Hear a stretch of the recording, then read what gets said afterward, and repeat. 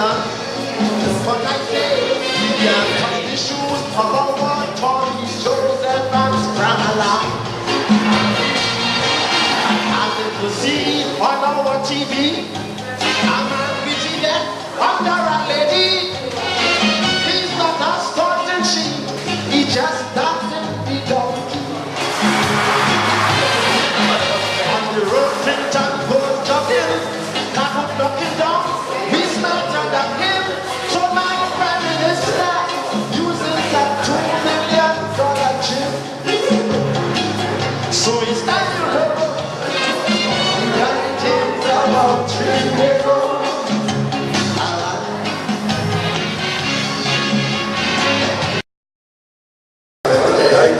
old. What's good for members now?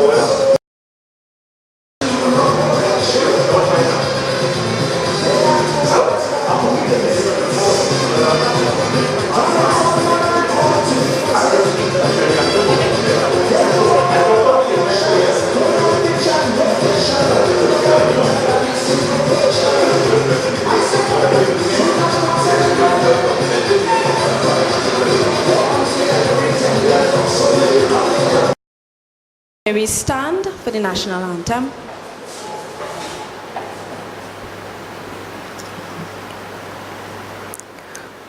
Forged from the love of liberty in the fires of hope and prayer, with boundless faith in our destiny, we solemnly declare.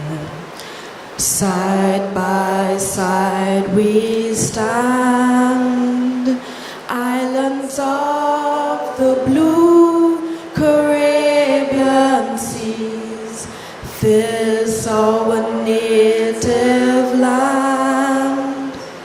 We pledge our life to thee. Here every creed and race find an equal place, and may God bless our nation. Here every creed and race find an equal place, and may God bless our nation. Thank you. This is the last thing here from me. If cell phones could go on silent or Yes, no problem. So, first off, we are about to begin, so we must let you all know that we do have drinks free of charge. So, if you request any, we would have ushers available to provide drinks for you all. The washroom facilities, as soon as you exit through this back door, it's straight down to your right. So, we must say, first of all, welcome to the San Fernando West Youth League's first writing workshop. And the initiative of this workshop was to enlighten and teach those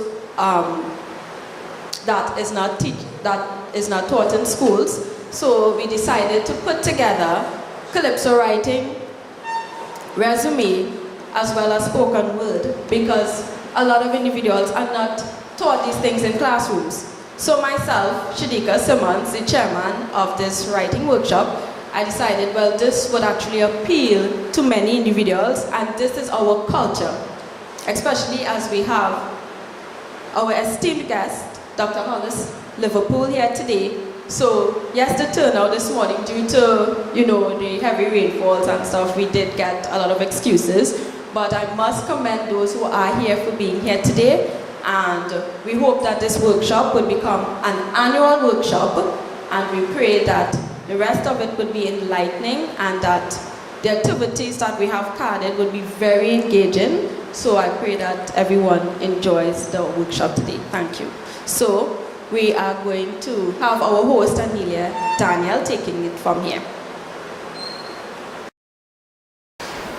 Okay, good morning, everybody. Thank you all for coming. As Shadika said, I am your host, Amelia Daniel, for the day. We have a very, very packed day for you all, and we hope that everyone enjoys it.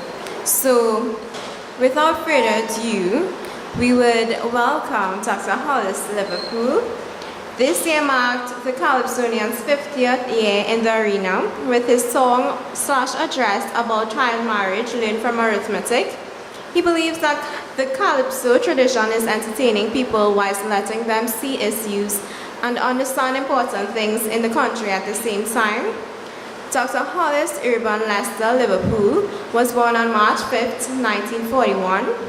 He began writing songs as a student in St. Mary's College in 1954. He graduated with a bachelor's in history and sociology. He taught both at the primary school and secondary school levels for 35 years. He was awarded a PhD in history and ethnomusicology from the University of Michigan. He also served as a director of culture in the Trinidad and Tobago government's Ministry of Culture. He has made many publications throughout his life. In 1979, he published his education diploma dissertation, Carnival in Trinidad and Tobago, its implications for education in secondary schools. Other publications include Calypsonians to Remember 1980, which was written in 1987. He's a national awardee and was awarded the Hummingbird Medals Silver in 1976 for his contribution to Calypso.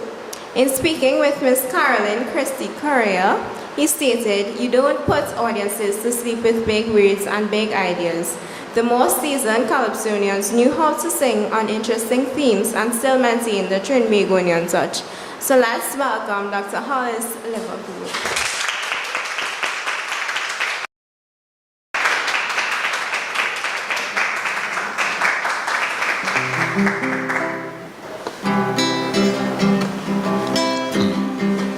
What is Calypso?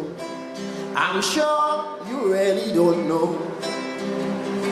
I wonder if you know the true meaning of Calypso, because the words that we rhyme and sing is only half the thing. I could tell you that Calypso is more than a work of art. It is a feeling which comes from deep within, a tale of joy or one of suffering. It's an editorial in song of the life that we undergo, that and only that I know is true Calypso.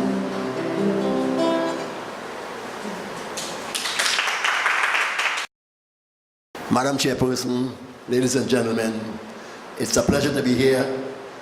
For those of you who don't know, I just came back from New York and had to hustle along here this morning. I just came back one day ago. But it's always a pleasure to come and talk to people, because most Trinidadians invite me to sing. And people outside of Trinidad and Tobago invite me to talk. And I've been talking all over the United States, talking all in London. I spoke at the border of Finland, like Russia. People in Finland ask me to talk. And when I come here to Trinidad, they say, "Come and sing." And I love to talk because there's so much to talk about. I was telling the mayor that I came back from the Virgin Islands around 2005, 2006. And Tanti Joan, I gave her that name, Tanti Joan. She invited me to come and talk to Calypsonians and to train some Calypsonians for her. And she told me she'd give me 1 day to train the Calypsonians. I said, "Auntie Joan, you can't train a Calypsonian in a day. You can't train, it needs more time for a Calypsonian than a lawyer." And she couldn't believe. I said, "Yes." So she said, "It'll take a month." I said, "You can't train a Calypsonian in a month." "But how are you going to train them then?" So I said, "Give me 6 months with the Calypsonians." And she gave me 6 months with the Calypsonians. I think that's the best project Tanti Joan ever did in her whole life. And I had the Calypsonians for 6 months in Port of Spain in St. Anne's. And every Sunday we met for the entire Sunday, from morning, 8 o'clock in the morning, right until 4 or 5 o'clock in the afternoon. Whole day. And we had lunch, etc. And out of that group of persons who had never sung calypso, I think they might have been singing in the church, etc. Out of that group came so many of them. Twiggy, Lady Adana, she reminded me that she was in the group. I couldn't remember her. Lady Adana, Sean Daniel, Stinger, Bodyguard. So many, at least about 10 of them. That Twiggy's sister, all of them came from that group and are singing today. In fact, they are the top calypsonians today, that group. 6 months of them. So actually, even though we are here for one day, we are only skimming the surface today. I'm sorry I didn't bring up my PowerPoint, but of course I spoke to Mr. Lucky and I heard that the group is very large. So I say if the group is very large, then no use bringing a PowerPoint, you know. I'm sorry I didn't bring my PowerPoint. But anyway, PowerPoint is only technology of today, but technology has always been there. Has always been there. Technology that didn't start with computer. Good. So I've been asked to talk about the power of the calypso, what makes calypso great, etc. Art of calypso, and to talk about what my calypso is and what has caused me to write that kind of calypso. So I'll begin with talking to you about the art of calypso. And what you can do is, even though we are small, so take notes if you want, and any questions afterwards, you can answer any questions afterwards. And you can answer any question you want. And don't be ashamed to ask questions. It may sound like nonsense, but the word nonsense has sense in it. If you spell nonsense, you'll see sense inside. So we begin to understand the art of calypso. And it's important to understand the art of calypso because you can't compose calypsos unless you understand what you're doing. If you want to go and study law, you want to be a lawyer, you want to study law. And so many calypsonians sing calypso and don't understand the art form. This art form of calypso is not a Trinidadian thing. Most Trinidadians shall say that, Trinidad is the land of calypso. And they teach the world that. In fact, Lion sang, I can find the key, Lion sang, people are writing about where calypso originated. Some say it came from China, some say British Guyana, some say feverishly it was started by Moses crossing the Red Sea. But I say, oh, no, no, no. Trinidad is the land of calypso, jump high, jump low. Trinidad is the land of calypso. And most people believe that. Trinidad we have calypso, but this art form that we have here is African people thing. African people brought this rhythm pattern to the Caribbean. And so if you look at, like Kim Johnson usually says, the whole Caribbean, the music of the whole Caribbean is African. The African people therefore brought this rhythm that we have here, this bam, bam, bam, bam, 1, 2, 1, 2, 1, 2. In fact, we write our calypso in 2/2 tempo. I'll probably demonstrate it a little while afterwards. But we write our calypso in 2/2 tempo. In other words, we have 2 beats to the bar. So we say 1, 2, 1, 2. And you can go from North Africa to South Africa and you can play that rhythm. I was in Senegal. Sure. Technology. I was in Senegal and some guys were playing guitar, etc. in Senegal. And I went across with my guitar. I said, lend my guitar. And I took my guitar and I started playing. I played with them. And they asked me, what part of Senegal are you from? I said, I'm from Trinidad. Trinidad? Playing that? I said, yes. And they were astounded that I could come from Trinidad and join them. Why? One rhythm. It's the same rhythm. And Trinidad is, some Trinidadians don't know that it's African. rhythms you're playing. And so any African could join in. And a Trinidadian called Merlin Tate went to Jamaica and he had nothing to play. And he played calypso and they call it reggae. Here the Jamaican.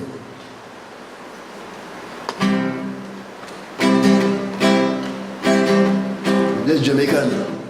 I'm an banya, I'm an anya, I'm a leave ya for go America. No way, sir, but Bahia, California, sweet Jamaica. That's it, ready, guys? Same rhythm, watch me now. I'm an banya, I'm an. It's calypso he played. Yeah, Trinidadian start that.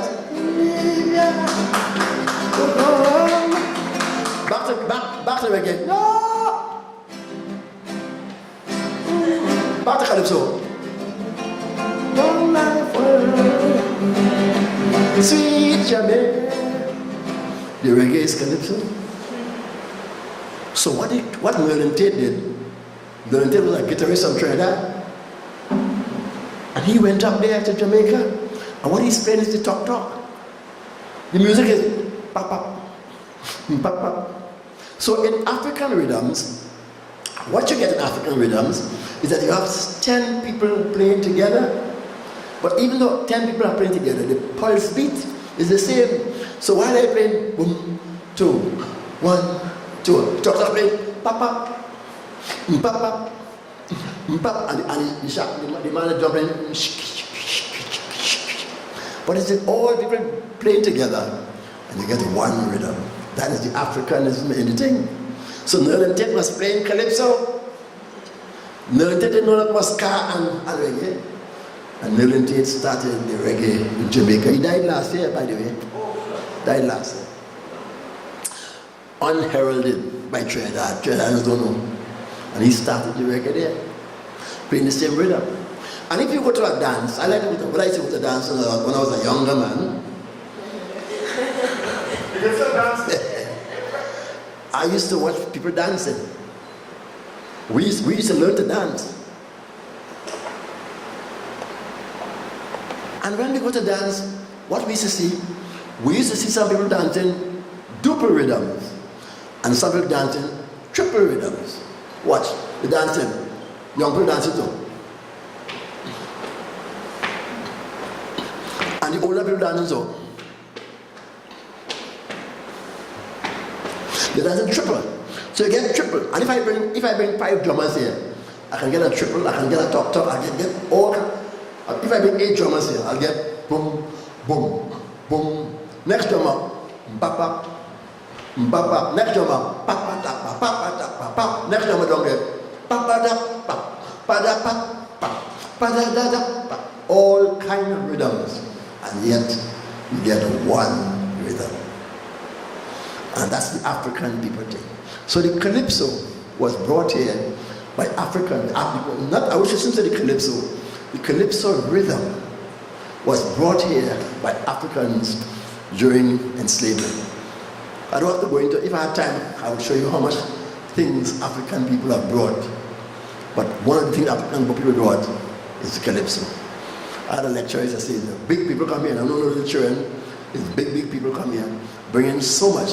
And many of them who didn't bring substantial things, they brought ideas. They brought ideas. So they spread this rhythm all about. Proof of it, I heard they were others singing about Bahia girl. Who gave them that? It's African people. Trinidad went to Bahia and gave them that. Barbados, Trevor Marshall will say, is that Trinidad give us our carnival? Barbados says, it's our black people brought that.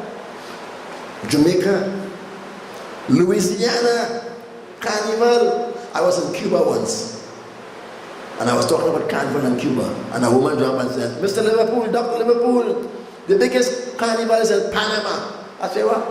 Say, Panama. Panama has a bigger carnival than Trinidad. Panama has a bigger carnival than Trinidad. You know why? More people. Population bigger? Population bigger. And Trinidad don't know that. Who gave them that? African people. Who gave them in Brazil? African people. Who gave them in Louisiana? African people. And where you think had the biggest carnival in the Caribbean? The biggest carnival in the Caribbean is in Cuba. Santiago de Cuba. So when people hear about Cuba, they think it's red people. Cuba is African people. I went to a conference in CARICOM in Cuba, and an old professor, old man like me, was giving a talk. And to herald the old man, they brought up some people to sing before he started. And the group came on, and the group began to sing a Cuban song. And the Cuban man run them, say, go from here, go from here. They were singing this Cuban song, I forgot the name of it. Run them, go from here, go from here. Because they were singing a Spanish song. And the Cuban man says, go from here. Cuban music is African. And the people in Cuba, the majority of the people in Cuba are Africans. And the people who had Cuban man Fidel Castro in power are the African people. The African people keep Castro in power. You know why? Because the African people get the nenen in Cuba, and so they hold on to Castro. So this African art form, this calypso, is an African thing. Proof of it. 1, 2 tempo.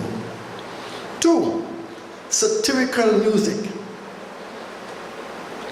Satire, meaning we spin the ball. We say one thing and we mean another. So we say, I can swap. We say,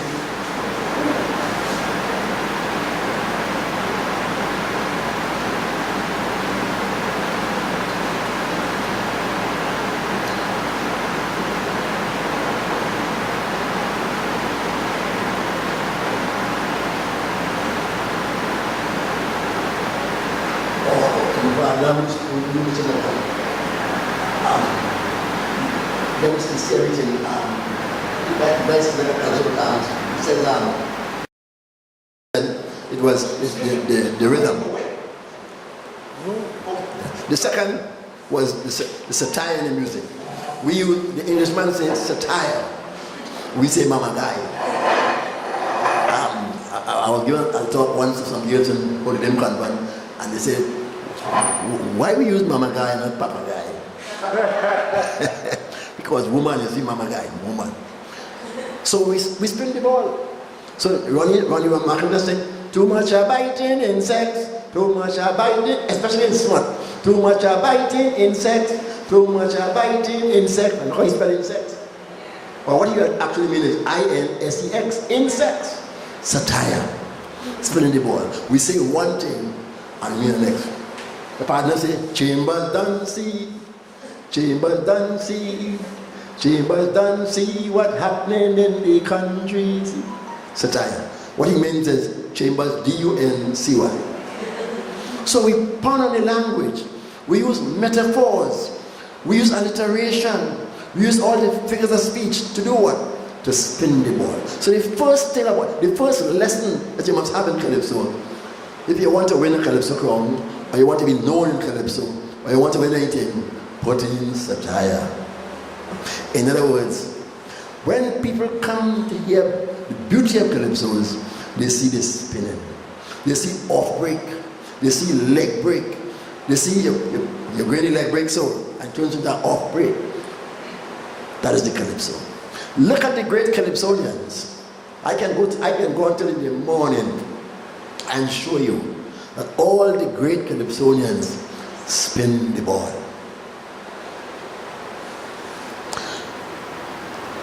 Sparrow is singing about London bridges. London bridges falling down Falling down, I say falling down. London Bridge is falling down. What does it mean? It means that London was once a great place. The bridge ain't fallen down. But London was a great place. But today, London is not as great as before. The bridge fallen down. Satire. And all the Californians, Stalin, my friend, the black man Stalin. I remember I went to the church. I remember I could see Stalin singing now. And Stalin singing about smoke them. You can also about smoke them and run them, etc., etc. And every 5 years they just come and keep the chalice smoking, vampire passing. Woman vampire, so vampire, so. Keep the chalice smoking, vampire passing. Who is the vampire? You think it's back passing? Is the politicians? And he's saying these politicians just smoke them out. He said they come in and suck you dry. And he says, but he didn't say, keep the chalice smoking, politicians passing. Vampire passing. So the art form is the satire. And that satire is what we got from the African people. English people have it to it. In some cases, those Wales songs in England have it to it. But our songs are very satirical. People pay to hear that. So you have to spin the ball. You have to find a way to bring all the metaphors, all the similes, all the puns. Farmer Brown had a jackass, etc., etc. And he run quick to save his ass. Nobody can tell him nothing.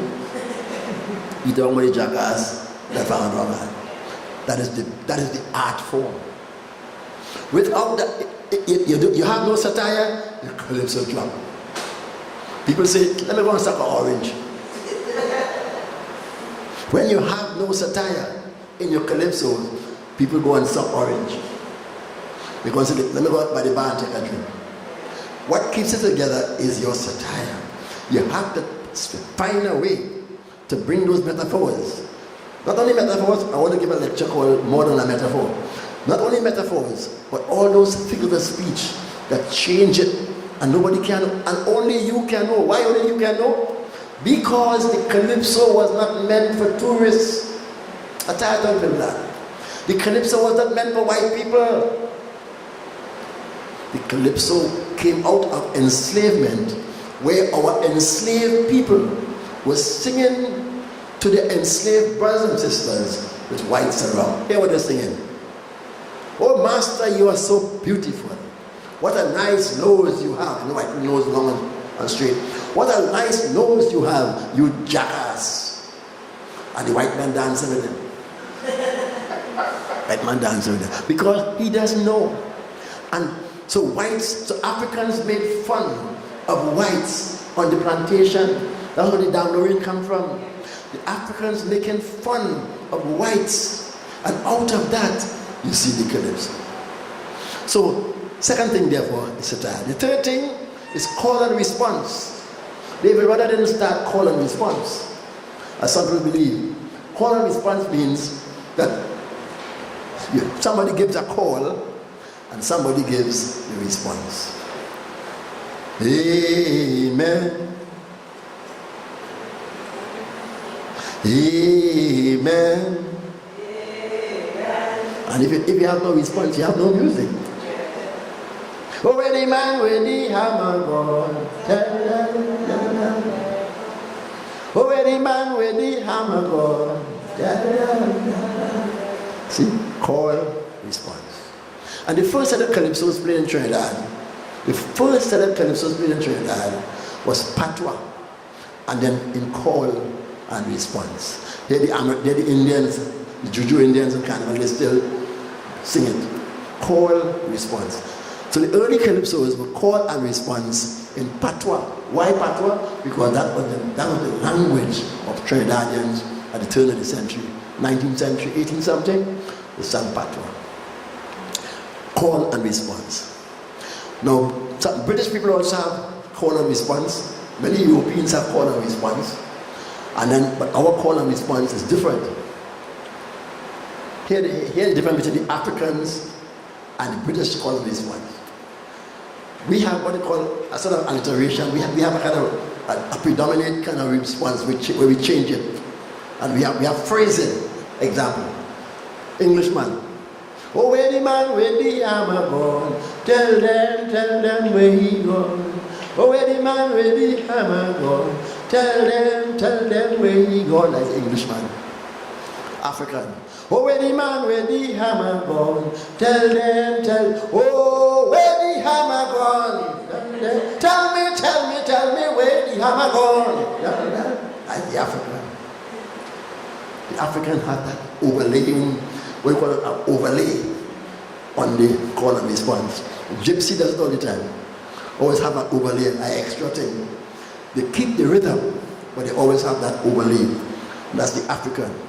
If you listen to people from Louisiana singing, if you turn on your radio in the morning, and you listen to African people from southern states singing or talking, you hear the preacher say, Amen! And the people say, Amen. Jesus! People say, Jesus. Amen. Amen. They always answer. They always respond. And that is the African in them. Catholics, so it was this new movement in Catholic Church and Christian churches, you see the response of people.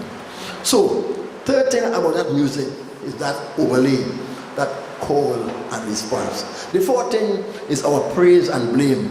That is, we praise sometimes, we blame sometimes.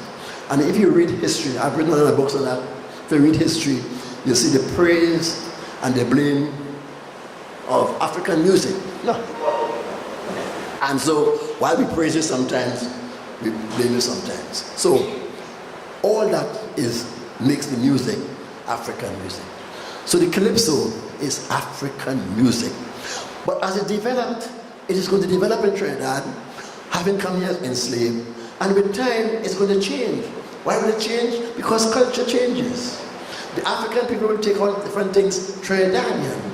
And so after a while, it's going to pull and pull and pull. We pull from all races.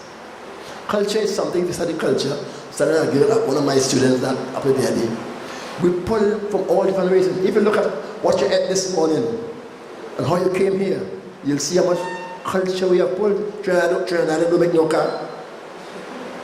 Trinidad make no car. Trinidad make the iron for the car. You come here? Right? Trinidad put in gas, but Trinidad put in steering wheel. Trinidad build the road. Trinidad do only what you ate, the cheese you ate this morning, or Trinidad make that. And the meat you ate, your father come from, and he called me, come from right from Brazil. We bathed this morning, yeah, we bathed, and we dry ourselves with a towel. Where that towel come from? The Arab countries. The Arabs gave us that towel. And the sweeten your tea, where that sugar come from? India. Indians gave the world sugar. Indians gave the world sugar. We put sugar in the tea. So all of us are putting the thing, the towel is an Arabian thing. And the soap, try to make no soap. What you bathe with, and the essence you have, try to make no essence. And you put cologne in yourself, wake up. So we pull from different colors. And you brush your teeth with toothpaste, try and make toothpaste then. See? That is life. So some people ask, so how the calypso change? The calypso change because toothpaste change. And the Indians just brush your teeth with that one and a piece of stick. And now they're using toothpaste. And the ladies are using modern things and keeping themselves clean and fresh, etc. Try to make those things. So that we pull from different races and different cultures. So the calypso pull and develop into what it is today. The next thing about the calypso, when you're composing, is the rhyming schemes. I went to Antigua, and the calypso, sometimes they don't rhyme. That's what you're singing calypso. The calypso, the beauty of the calypso is the rhyme. The beauty of the calypso is the rhyme. And you have to rhyme. You have to learn to rhyme. And one of the ways to learn to rhyme is to use the alphabet. Use the alphabet. If you use a word tit, or say San Fernando. I came down to San Fernando. What do I have with it? Take the alphabet A. A-O, Bo, Ko, Do, Fo, Go, Ho, and go right down. And you get a word.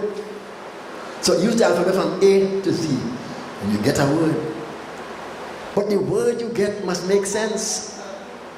And many Calypsonians rhyme and don't make sense. And you just pick it up. They see it, you're just trying to rhyme. A catch Kitchener. Let me tell you about catch Kitchener. Kitchener tell me, boy, you catch me, boy, you catch me. Here, Kitchener. Hold on to a old steel drum, beating it with scorn. Beating it with scorn. And that is how the steel band was born. You want to rhyme with born? He said, beating it with scorn. I said, catch, beating it with scorn. He said, boy, you catch me. And many Calypsonians use wrong words. Jokers say they're using false rhymes. The Trinidad, in her day of sailing, was a friend to one and all. She never hesitated. How hesitated to rhyme with sailing? You know, right? But the song look like it rhymes. Jude say false rhyme. It should be, she never once hesitating. But he said hesitated because they make English. So many of them use false rhymes. Poser had a nice poser when you wrote the old match. He said,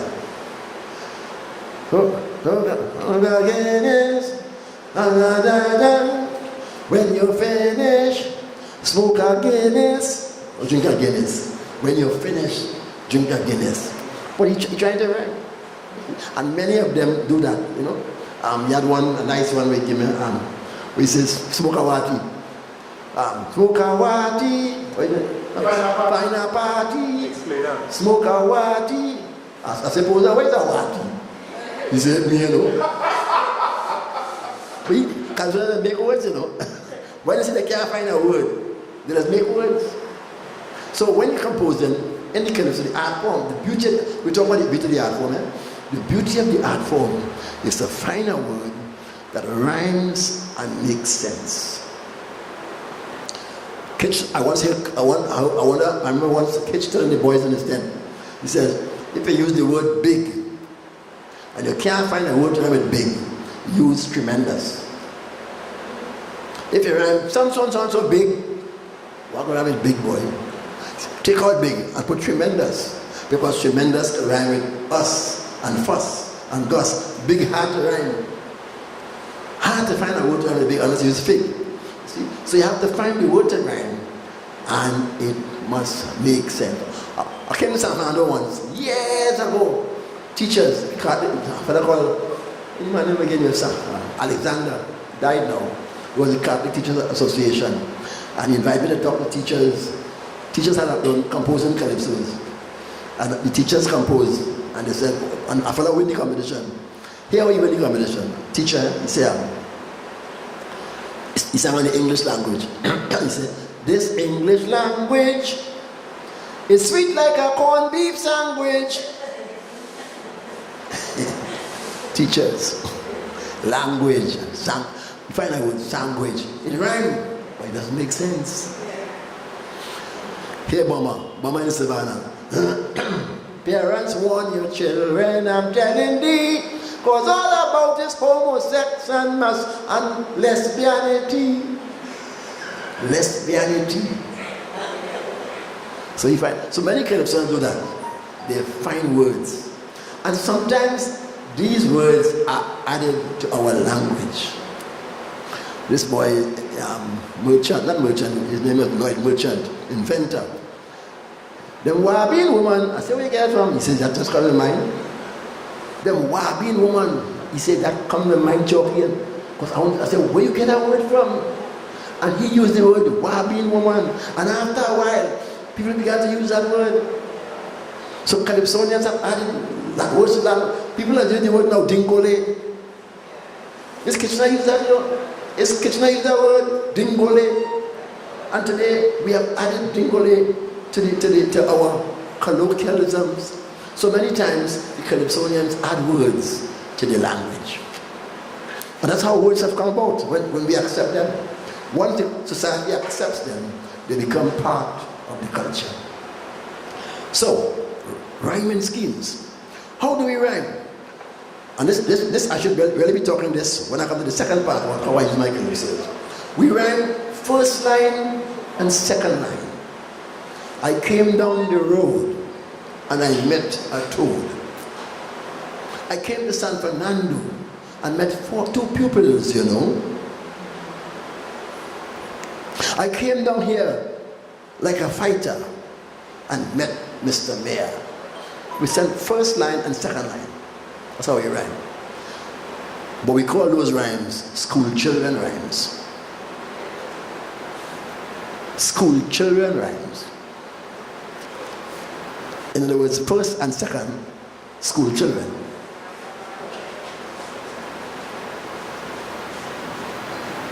I came to Sando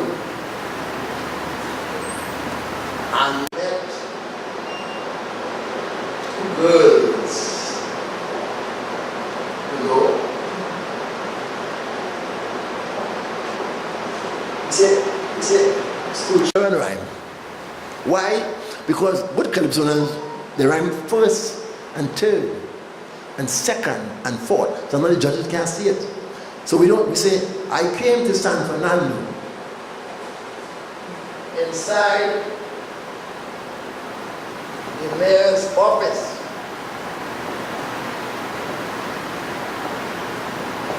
I met two girls, you know, looking span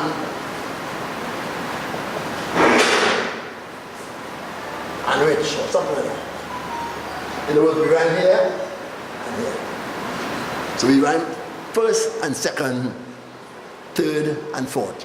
And when you rhyme like that, you get better rhymes.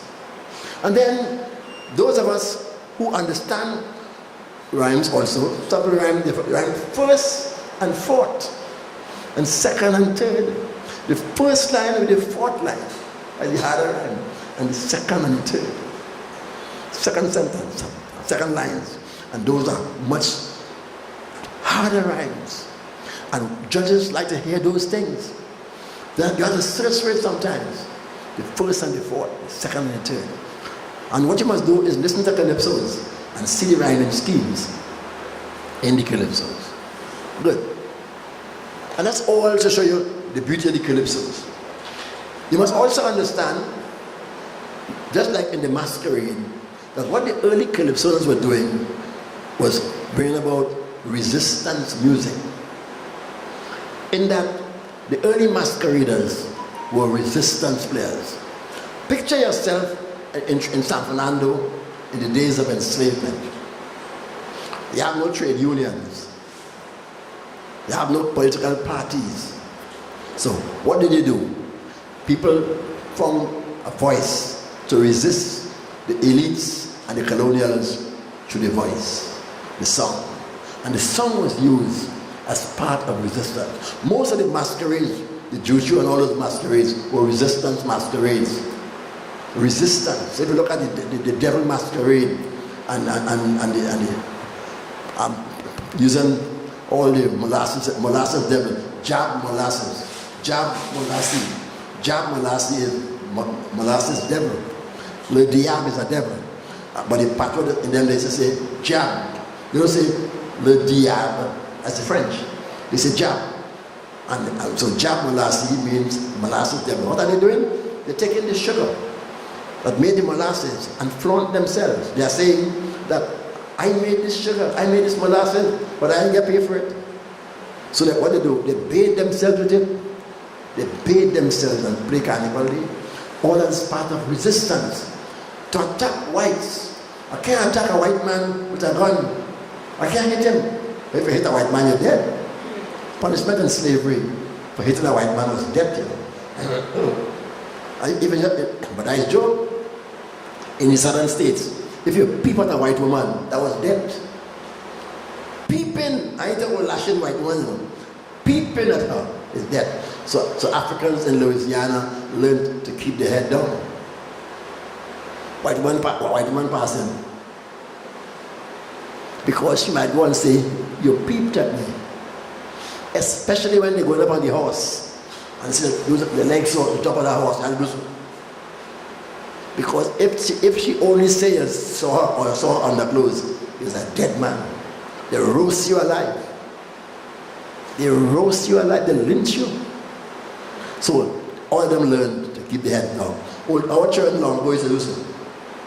Miss morning, they pass all those traditions to them. Children do that again. They do so. So that death.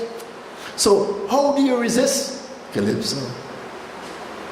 So through the calypso, listen to the early calypsos and you will see that resistance. So they went on the plantation and they sang what is called the calendar songs, the stick fight songs. And the stick fight songs are traditional songs and they are songs of resistance. What are stick fight songs? San Fernando versus Port of Spain, or San Fernando versus Labre. And we meet Carnival Day, we meet by the town hall here. And all the Labre singers come up, and all the San Fernando singers come up, we meet there and we sing our stick fight songs. And the stick fighter from San Fernando fights the stick fighter from Labre. And while they're fighting, we sing, especially the women. The women are singing. We sing 2 stick fight songs.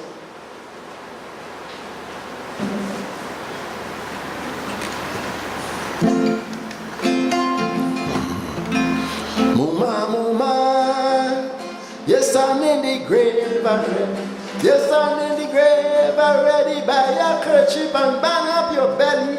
Mama, mama. Yes, I'm in the grave already. Yes, I'm in the grave already. Buy a kerchief and bang up your belly. Obviously, call and response. 1,000, 10,000 to buy me one. Me one, oh. 1,000, 10,000 to buy me one. Call and response. 1,000, 10,000 to buy me one. When I dead, bury me close. I don't want no young man to wear me close. When I dead, bury me close. I don't want no young man to wear me close.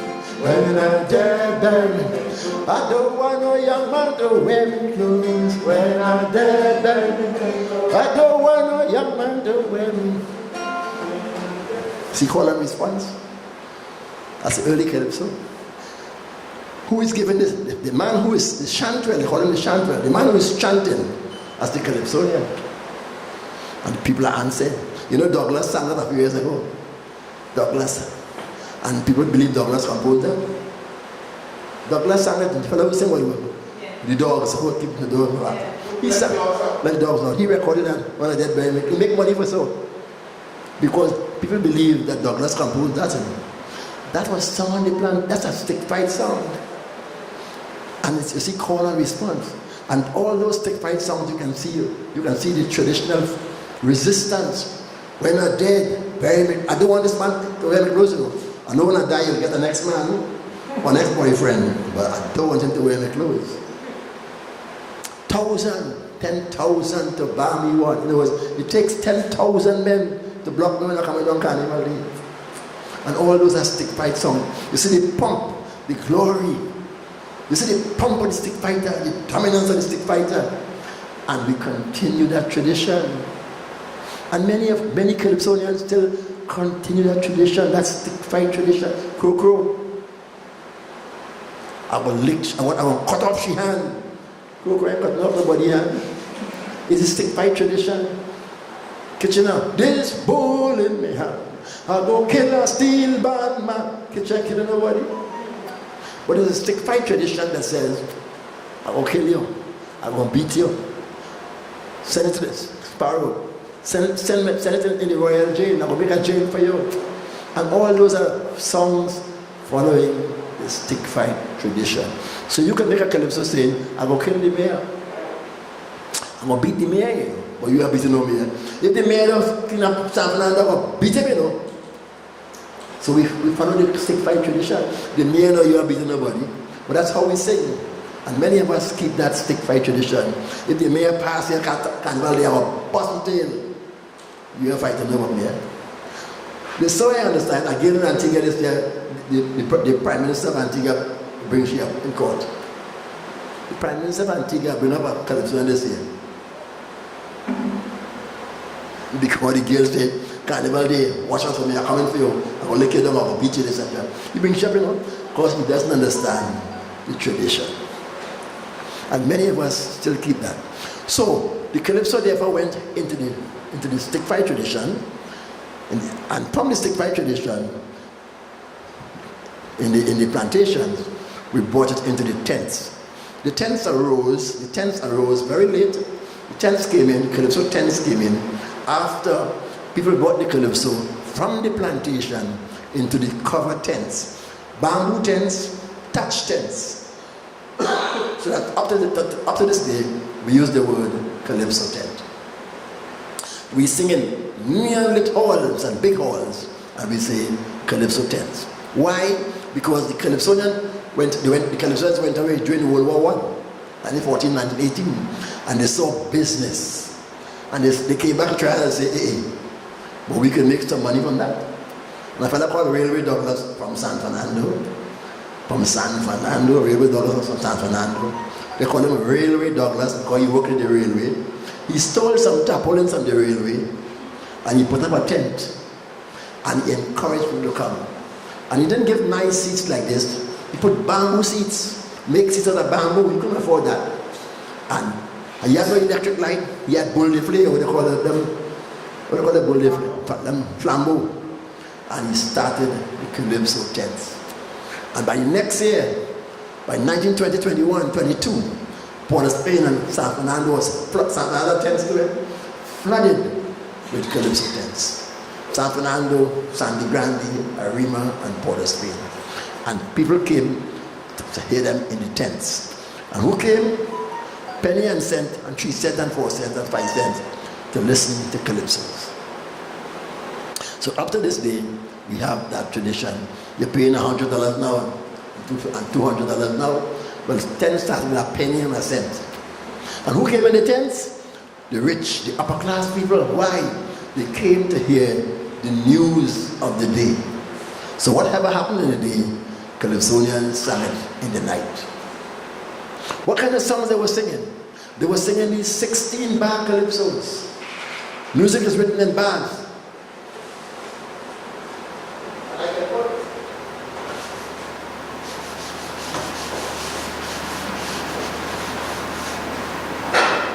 And I can make 16 bars here. If I do so, 1, 2, 3, 4, 5. I can do so.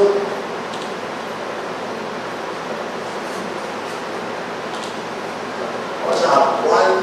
1, 2, 3, 4, 5, 6, 9, 10.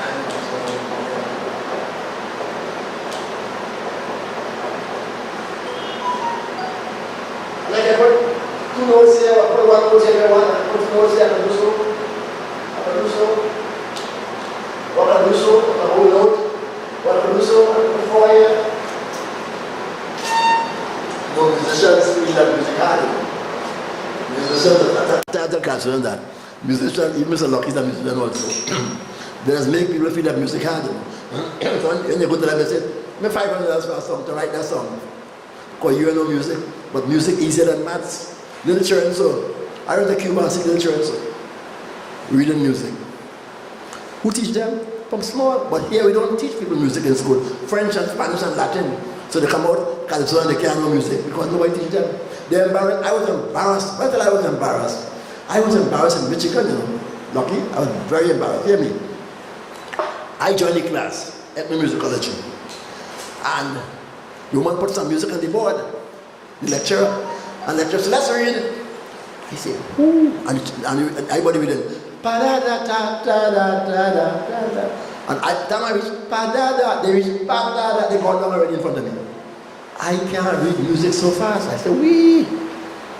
So I say, I go to the lecturer. I say, ma'am, you lost me this morning. She said, what happened? I say, I can't read that music at all, so I had to drop the class. She said, no, Mr. Liverpool, don't drop the class. Those people are musicians, but you are a composer. So you just compose for them. Them can't compose. And that gave me the fillip to stay in the class. You know I composed in the class after? I composed in that. But she told me, so Liverpool, go and learn music. So I went by the registrar And I said, morning, sir, morning. I would like to sign up to a class to learn music, because learning music, courses at university are free for postgrad people like me. You want to say, what you want to learn? I said, I want to learn to read music. She said, are you in this university? I said, yes. She said, sir, music is for secondary school. I feel bad. She said, music is not university. Music is school, is a primary school and secondary school. I feel bad because a big man learning music music is in children in primary school and secondary school in the States. And we here at universities, we have no music at all because they don't teach children music. So I have 16 bands.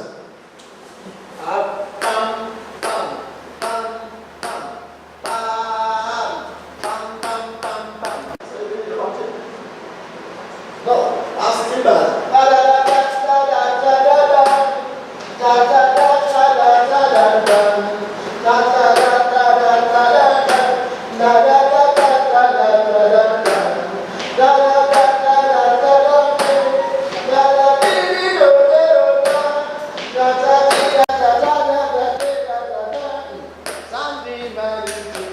16 bands. All Calypsonians have to learn that. You have to learn the count. 1, 2, Papa, 3, 4. See, each bar is saying 1, 2, 1, 2, 1, 2. That's what you're doing. And count 16 bars. And so the Calypsonians used to sing 16 bars in minor key. So all in the turn of the century, they're singing 16 bar minor key calypsos. And you have to learn to count. We have time now, but we have a workshop. If I had a workshop here, I'll make you count and make you write it and count it, etc. You know why? Because if you don't learn to count, and some people have verses 16 bar, and some people have verses 14, and some have 12. Some people make the first verse 14, second verse 16, the third verse 20. And you give musician trouble. And then you look back at the band and look at the band and say, the band playing stupidness. When it's your music wrong? And hundreds of Calypsonians have wrong music because they can't count. So they have 20 bars in the first. Some of them have 19. We don't have 19 bars in writing music. We don't have odd numbers. They have even numbers. 6. Music is a measured thing. 4. And when you have an extra bar or a bar less, the audience feel it. And when the audience feels it, they throw you off. They throw the whole band off. So you have to learn. We are in time now. So you have to learn to count the bars. So the Calypsonians began to sing this minor key. And they began to sing this minor key also in the yards of Port of Spain. They covered the yards of Port of Spain and San Fernando, and they began to sing in the yard. Why? Because they had no green soil. They had no napper, they had no supper.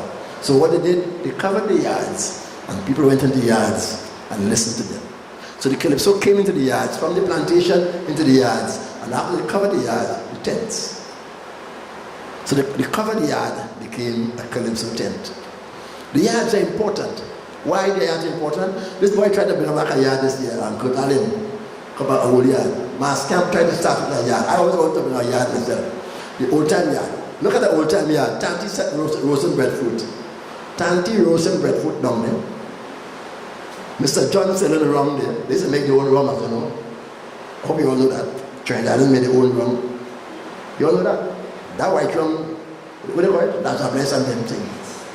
That's Trinidadian rum. The white rum. Bash. What you call that? They're selling that in the yard.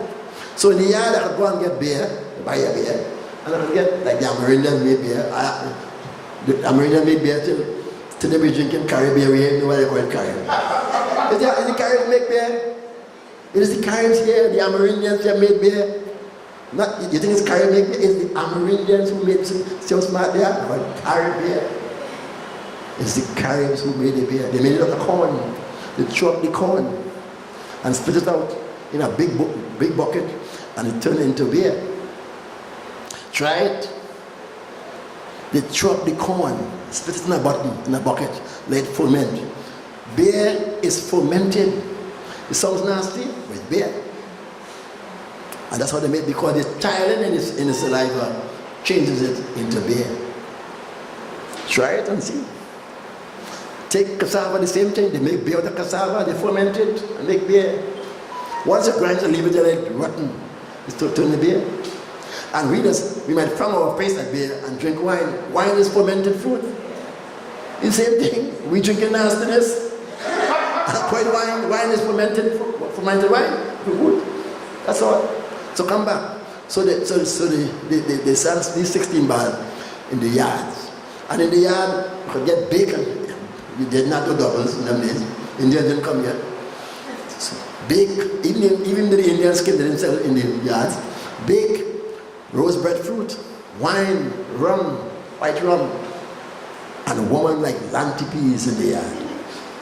And all the jacket men coming for who? The women. So women made money, prostitution in the yards, and the prostitutes in the yards making the money, and Calypsonians making money by singing to the aliens. That's how it was long ago. They might skin up your face and say that they're nasty, but they had no supper. They had no napper. They had no television. They had no radio. The yard was radio, television, sex, everything. The yard. And that's where the Calypsonians came from. And that's why so many of the old Calypsonians sing about woman.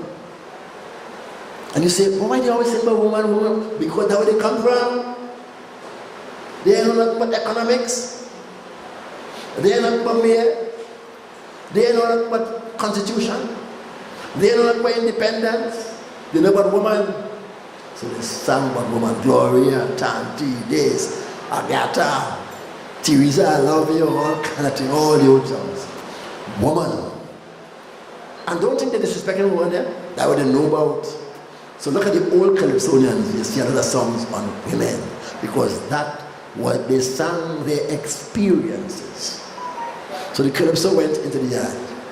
Then, after singing for those 16 bars, they said that we can't capture enough. So they changed it, they changed on the minor key to the major key. The minor key is very sad, you know, the minor key.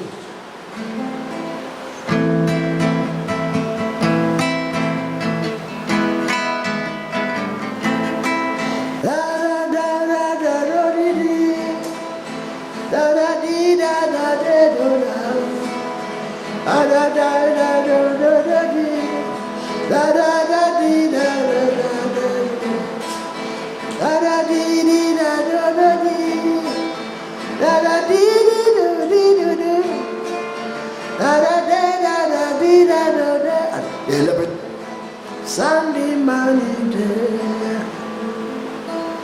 Very sad. Man dead. Sunday morning day means without mercy. Someone beat you without mercy. The French say sans humanité. But we say Sunday humanité because we add our own thing. But the major key now, they changed from the 16 bar and they go to the major. And the major key is really Spanish to sing that. Really Spanish to sing. Aha. Baba baba. See, it's brighter. Da da do da da da da dee. Da da da da da da dee. La da dee da da da da da. La da da da da da da. Very bright. You know, short pants, all these things in that 16 bar major key. And some people say, but short pants change your tune now. He said, I ain't changing my tune. Short pants sticks to that 16 bar major key, I say. So you have to keep that tradition. How are you saying this one? To keep the tradition. So don't feel that you're singing bad music. That's the real calypso. And then after the 16 bars, they said the 16 bars was not sweet enough. So they went, by the 1940s, even before, they went to the 8 bars. Stop here. Matilda, Matilda, Matilda, she take the money and 8. They went to 8. And they began to sing this 8. Why? What's the difference in the 8? The 8 sweeter. The 8 have more melodies. So the young fellas, the young brigade, they call it the young brigade, they began to sing. That's where the word comes from, you know. The young brigade, they began to sing 8 bars. And the older fellas are singing 16 bars. So the old Calypso sang 16 bars, and the young fellas sang 8 bars. They had a different name for the stanzas too, you know. They had a different name for the stanzas. So, the Calypso developed, therefore, young fellas singing 8, and the old fellas singing 16. A lot of 8 bar songs. Here is 8 bar songs. Run. Run your run, Kaiser William, run your run. Run your run, Kaiser William, run your run. Never get in a sin, dear boys, dear. Charity with sincerity, we go come by you. Get about him. Last train for San Fernando. More melodious. Last train for San Fernando. And if you miss this one, you'll never get another one. Last train for San Fernando. Matilda, Matilda, Matilda, Matilda, she take me money and run back. One more time, Matilda. Sing it out, boys. Matilda, Matilda, she take me money and run back.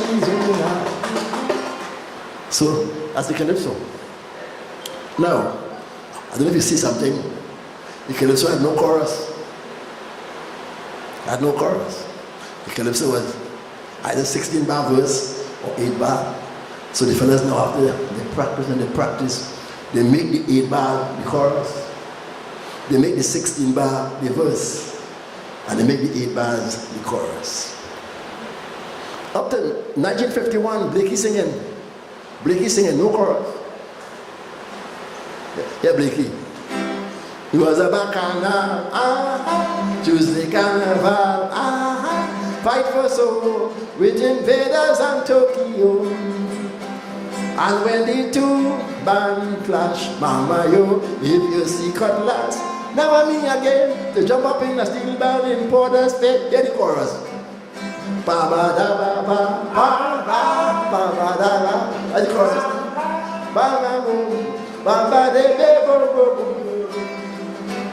Ba ba ba ba ba ba de be ba ba ba ba be be be. And they're going again. Okay, you're coming down. And they're going again. So you can hear them singing. You must listen to the old time Californians. And you hear the 8 bar chorus, 16 bar verse, 8 bar chorus. So we added on the 8 bars of the young brigade. We added the 8 bars to the old brigade, 16 bars, and we made the Calypso 16 and 8, 24. So the traditional Calypso is 24 bars. Today, for us singing 45, 47. Some for us singing 100, they have no chorus. Some for us singing all kind of thing. But the traditional Calypso is 16 and 8 or 16, 16. You can have 16 and 15, you're up odds. That's the traditional Calypso. But for us today, singing all kind of different things. Not that they're wrong, they're experimenting. Many of them are experimenting. But many of them are singing because they don't know. So you get the structure and you get the bars. And then the Calypso now is changing. And where they began to sing commentary, because all the early Calypso sang commentary. All of the 1940s commentary, they turned to smut. But smut didn't start in the 1940s. Smut started with the stick fighters. While the stick fighters were singing their serious calypsos, the women were singing smut. So smuts was started by women. This Dr. Otley's thesis I'm a Tyler woman. It's about that. Dr. Otley, who graduated last year with doctorate, his calypso was showing you, it is the women. You was talking about the contribution of women. It's the women who sang the smut. And the women brought that smut. But what happened is that in the 1940s, when the Americans came to the tent, the calypsonian says, how do we sing to these Americans? Americans don't understand commentary. The Begonians might not understand triad commentary. So they began to sing the smut so as to make money. So they took the smut from the women who stand in the smut and they brought it into the calypso in the tent. That's how it started. But there was a big difference in smut. Smut was creativity. In my last book there, I have a chapter on smut, and I'm showing people how creative smut is. To write good smut, you have to be very creative. Why? Because you couldn't sing nastiness. If you sang nastiness, they pull you off the stage. They had a crook stick to pull you off the stage. They actually pull you off the stage. And so that if you listen to this smut novel, it takes a creative mind to sing that smut. Because first thing, it has to be, you have to sing in a topic in smut that must be true. In the sense that when you read it and sing it, you must see truth in it. And secondly, you have to have satire in the smut. Smut without satire is nastiness. So to compose real smut, you have to be very, very creative. I don't want to spoil your nice minds, your beautiful minds this morning, but when we're doing workshop, I give my workshop people a lot of smut, and I show them the satire that they sing in smut, and I show them how the real calypsonians used to sing smut. Listen. Example. Kitchener. Let me get a good key. Catching my tail to climb the hill. The more I climb, I sliding still.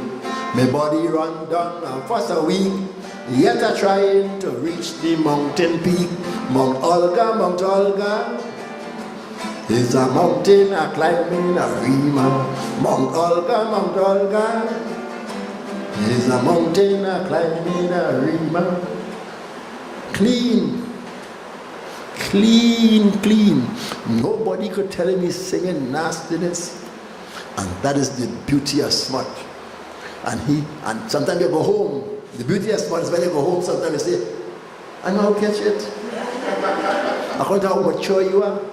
So he was having sex with a girl called Olga, but he didn't say, I had a sex with a girl named Olga. Like today, he said, catching my tail to climb the hill, climbing Mount Olga hill, etc. Smart. And when I was in Michigan, I put this on the board. I put the smart on the board when I was teaching in Michigan. You say that you love me, and you give your heart. I must love your whole body. Why not give each part? Well, that love is true. There's so much you could do. The French people know the trick, so they have everybody hip. Sparrow. They say it's Napoleon who started this thing. Every Frenchman only copying. People used to always say how it couldn't be. Now this thing is rampant here in this country. Long time when you catch a man committing this crime, first time he will tell him why. First time. Nowadays he's singing you a brand new song. 60 million Frenchmen could not be wrong. I put on the board, I said, give me a name for that calypso. The students that made the French Revolution. Sparrow is singing smart. But that's the tradition. You're cussing, you're giving a story, And he sings it nice and everybody understand. And some people don't understand. And according to how mature he said, you can bring a nun in the tent. You can bring a nun in the tent and tell them, I say, even bring a nun in the tent, she'll be none the wiser. Because that was the beauty of smut. And the Americans left home, and when they unraveled 2-3 days, then Pharaoh saying about oral sex, but he doesn't say oral sex. He doesn't even mention that. He says 60 million Frenchmen could not be wrong. And that's how he said, you're saying this smut. And let me tell you something. It has smut in this country that people keep singing up and down, and they don't sing smut, you know. Melody fooled the whole world. Melody say he making love one day by 7 inch water pain. And while he making love, his girlfriend say, I've seen the devil with his head as clean as a whistle. Let me go, I can't stay. The devil sitting down there. Oh no, that's a mister that shave his head and you'll brain up. She say, let me go, I don't care where you say. Look, the devil down there. Now what's the devil? Clean. He saying what the penis he's singing about. But he say, I see your penis. He said, I've seen the devil with his head as clean as a whistle. Now he sing it. Clean smut. That's how they sang the smut. Today they're singing, suck me, so oh yeah, suck me. I said, yeah. But long haul, when they sing this, they pull you up the stage. So when the Calypso began to sing smut, they made a lot of money. Because it takes a creative mind. It's good satire to sing smut. Smut is a very difficult calypso to compose. Very difficult. You have to be clean, you have to have good side satire, and you can't sing nastiness. As they put it. So they began to sing smut, etc. We have one is smut that was very famous in Trinidad was this boy. He died this last year. Lord Lester. He said, we make another sweet bread for Christmas. And we put sugar inside and put sugar on the outside. It's our sweet bread. And Lester get up in the morning and say, told his wife, what you put in this sweet bread, Lillian? Have you tasted so?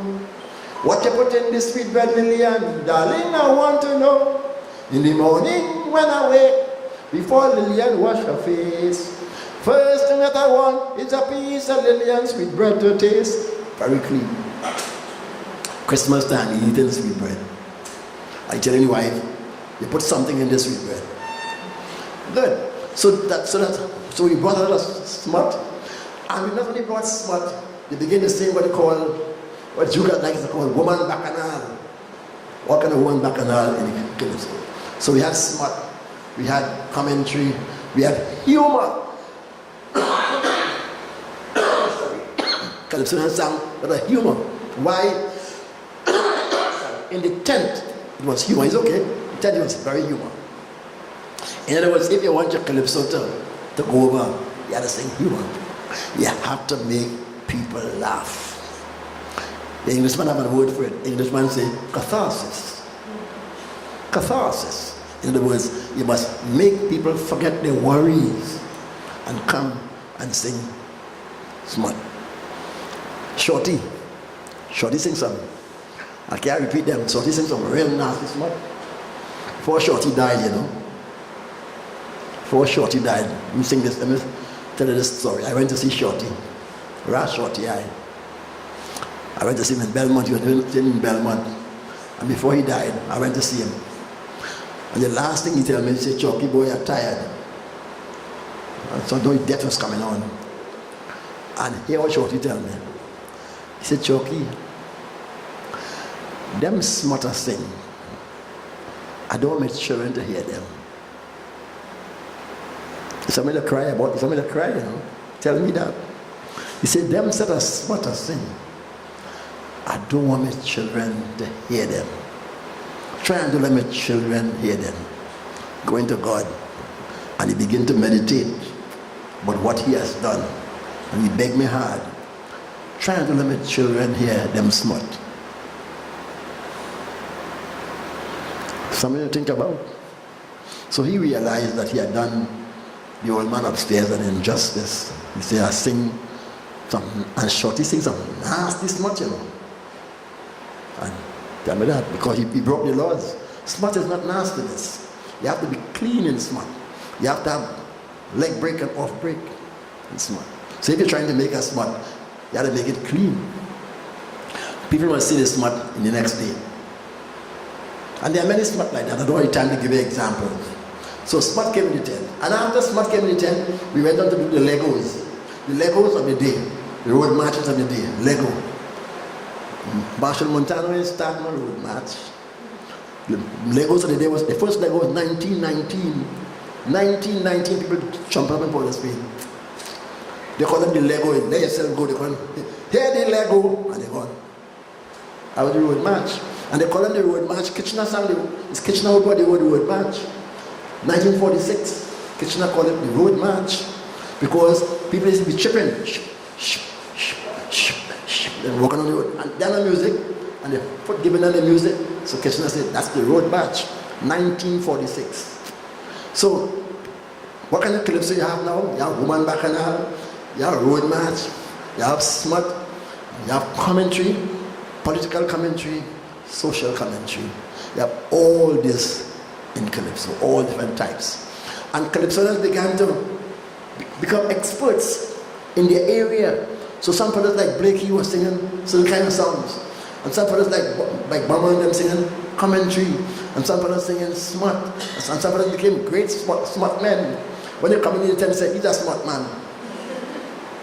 And they became experts. In fact, the members of the tent used to say, we don't have a smut. We don't have a smut already. So let me get a commentary, etc.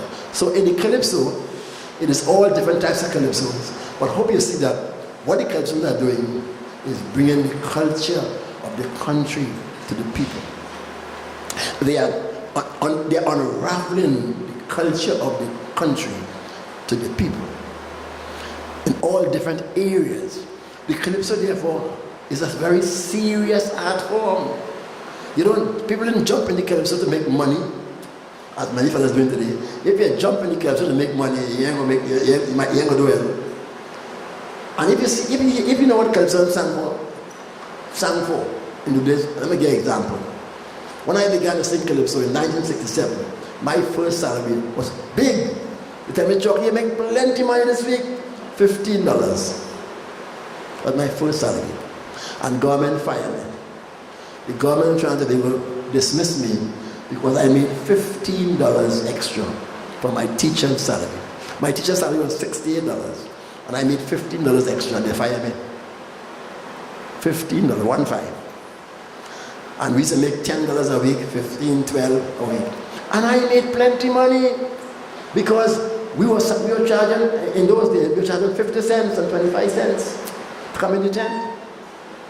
And the calypso before me, like Power, who just died a few years ago, Power would tell you, what was his first salary? He said, well, let me give him a piece of a roti. A piece of roti.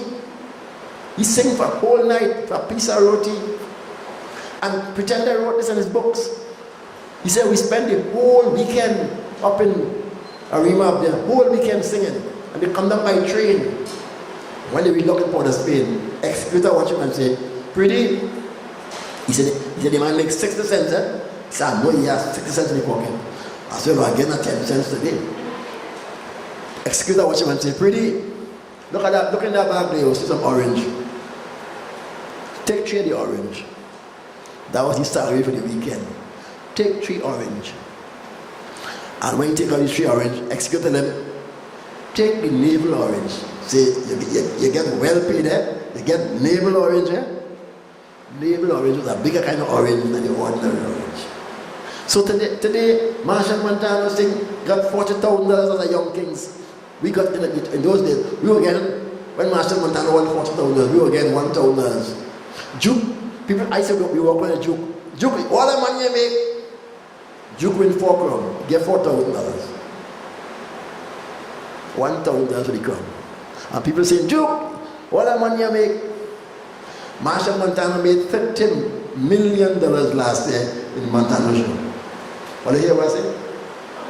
What do you hear what I say? What do you hear what I say? 90 money. He made $30 million in Monday Carnival. The Monday Marshall Monday Mass. I met a guy in New York, at Christian Line. I went to New Jersey last week. And Marshall was in New York.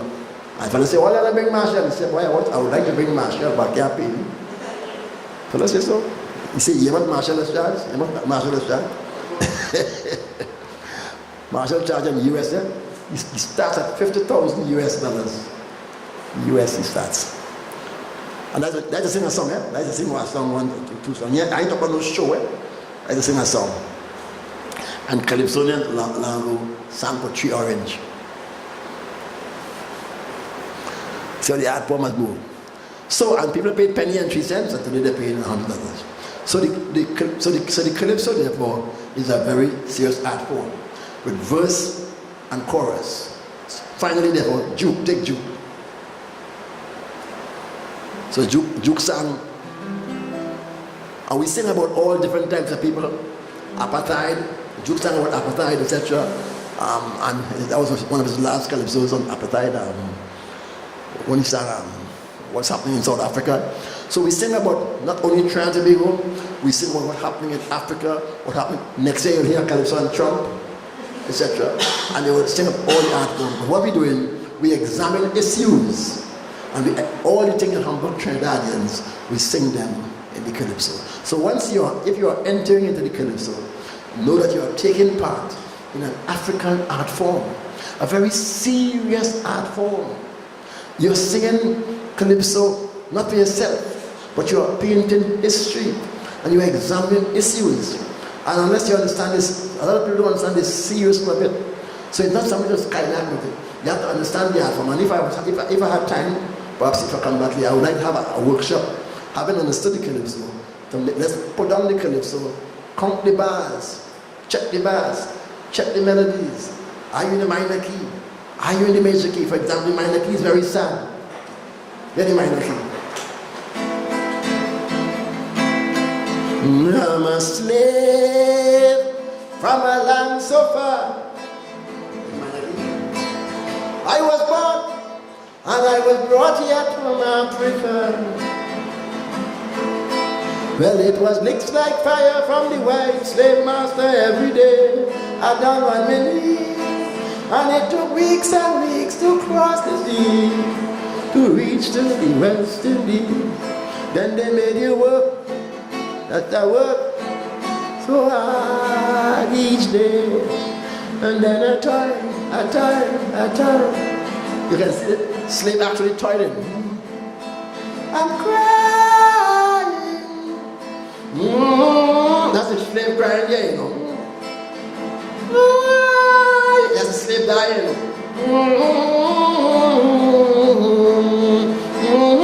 She's chanting.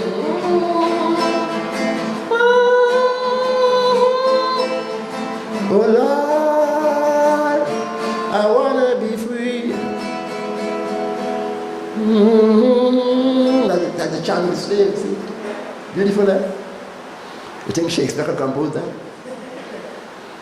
And so, you see the sadness. The Catholic Church knows that sadness. Hear the Catholic Church. Lord Jesus, think on me, that when the day is past, sadness, Christ died, I made eternal brightness see and share thy joy at last. Why am I giving you that? So when you're composing and the mayor died, or Mr. Baptiste died, you don't say, Mr. Baptiste, you're dead. Mr. Baptiste, you're dead. You bring this sadness, you bring. Mr. Baptiste dead. Please quiet. Mr. Baptiste dead. Please quiet. You win the judge already. Because you create the mood. So the music creates the mood. Good calypsonians know that. Music creates the mood. And when you create the mood, you win the crowd. When you come and say, Mr. Baptiste dead yesterday, Mr. Baptiste dead yesterday, you lost the mood. I lost the mood. So the minor key brings that melancholy more. So Jude gives you the verse and the chorus. How many more must die? How many more? How many more must die? How many more? How many more must die for their liberty? How many more before you set South Africa free? Then the verse, we hear on the news each day. So he has verse and chorus. And the verse, you're getting 16 bar verse, and he has this one he has 16 bar chorus. Second part of my talk this morning is what do I do? I don't tell you again. In my singing, I follow the traditional people. I follow the traditionalists. I sing commentary. I don't sing smut. Although this year they're trying to say I'm singing smut. I don't sing smut. Who I can't say I'm singing smut. I was singing this year when I sang 75 years going to 40. I meet a little girl sing. A little child song, 12 years. And she tell me, 75 years going to 40. I say, not you singing, darling? She say, yes, mister. I say, what are you singing? She said, big man mustn't go with little girl. I said, God thank you, Jesus. Because if I can save one child, I've done well. If I save one child, I sang the second calypso to save the children. I wasn't singing against Hinduism, because Muslims do it too. Some Catholics do it too. All kind of people kill children. I was trying to save the children. But I have seen so many children fallen by the wayside because some man excited them. And girls, when girls get excited, a lot of people know that girls are very hard to come down. I'll show my class on the video. Girl, left hand, boy. Watch, Freud proved this. This is Sigmund Freud.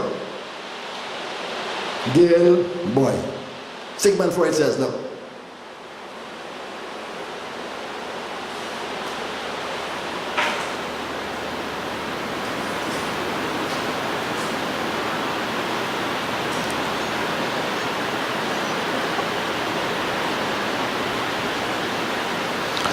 What does Sigmund Freud prove? Girls are very slow to get excited. But when they get excited, they can't come down. Boys get excited very fast and fall down very fast. Girls can't come down. That's how God made them. That's why they get pregnant. Think they want to get pregnant? They can't come down. And because of the excitement, they make babies very, very quickly. I was trying to save the girls. That was the message was not to make smart, just to show people. But you have to make this, you have to sing calypso with interest. So my singing is interest. I sing calypsos to bring interest. Teachers bring interest to the classroom. Good teachers bring interest into the classroom. Look back in your life, and if the teacher was not interesting, you're learning. She's teaching spelling, she's boring, you can't spell. She's teaching maths, she's boring, you can't do maths. But the teacher who brings interest into the classroom, you learn. And so lessons in teaching have to be interesting. One person said, Chucky, where you get that song from? I heard the wrong song. You're talking stubbornness. I got it from teaching. I never taught second standard and first standard, although I taught influence and training college. I used to teach in the upper classes.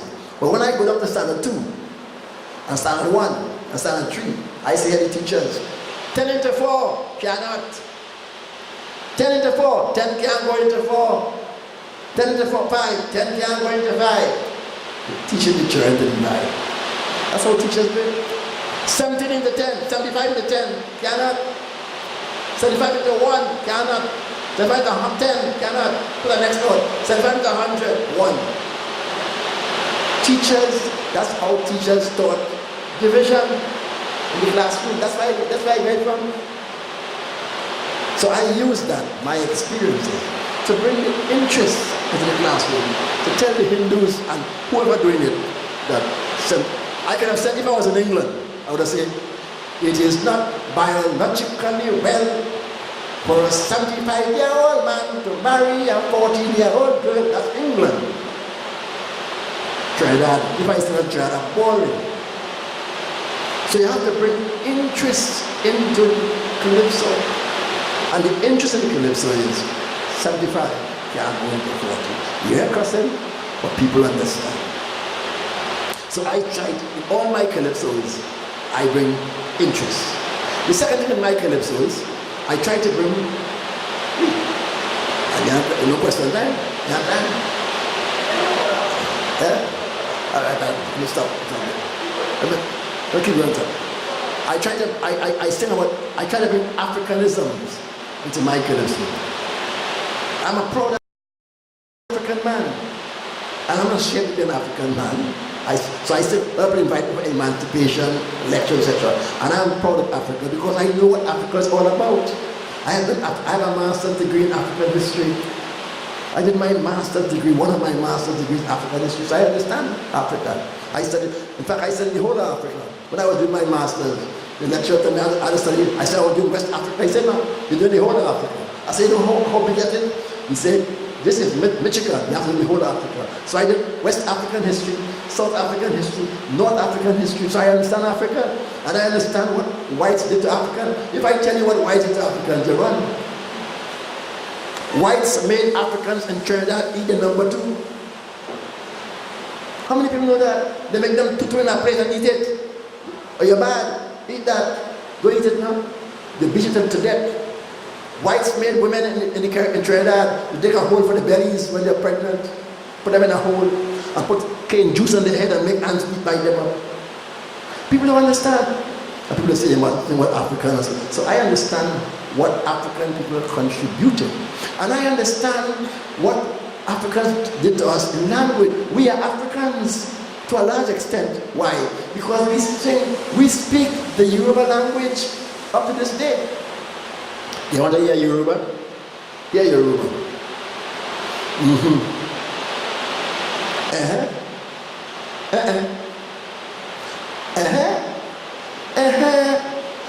Yoruba use the same words and put different sounds to it. And different sounds, different tones mean different things. Trinidadians do that. Yoruba. So a lot of the tones that we use here come from the Yoruba language. A lot of the words that we use here come from the Yoruba language. You want to hear 2 words? I'm going to shock you now. Toto. Toti. The penis. Toti. Yoruba. Tuntun. Yoruba. Wash the tuntun. Yoruba. We feel that it's nastiness. Yoruba. That's the Africans gave us all those words, and we use them every day. So I sing about Africa because I understand the contribution of Africans to the Caribbean in terms of music, in terms of language, in terms of how you come to that. You have cane row. Cane row is African. It's the African brother. Cane row. The plantain cane, they have cane row. Thing around their neck, all kind of thing, all the chains around their neck, cuss you, lift up your clothes for you, and all kind of thing like all those like African cuss. African don't cuss in F words. That's American. Look how African women is cussing. That's how they cuss you. When you see a woman and a woman private party, you have to go to the priest to take it off you, because it means you're blind for life. When your mother put that on you, you're blind for life. African people. For listen to Calypso, call this boy named King Solomon. Santa take a big man from St. James and time like a cow in Mova. You know what Calypso? You know what Calypso? What? Chicken and chips? Santa take a big man from St. James and time like a cow in Mova. Sun and rain wetting the man and he can't get away, poor fella. Good morning, Miss Santa living here. Who's? Yes, and she. When a woman from St. James report to me that you touch a man from she, and as the police is my empty jute bumble to arrest you for larceny. You see, Santa take a big man from St. James and tie him like a cow in over. Sun and rain, wetting the man and he can't get away, poor fella.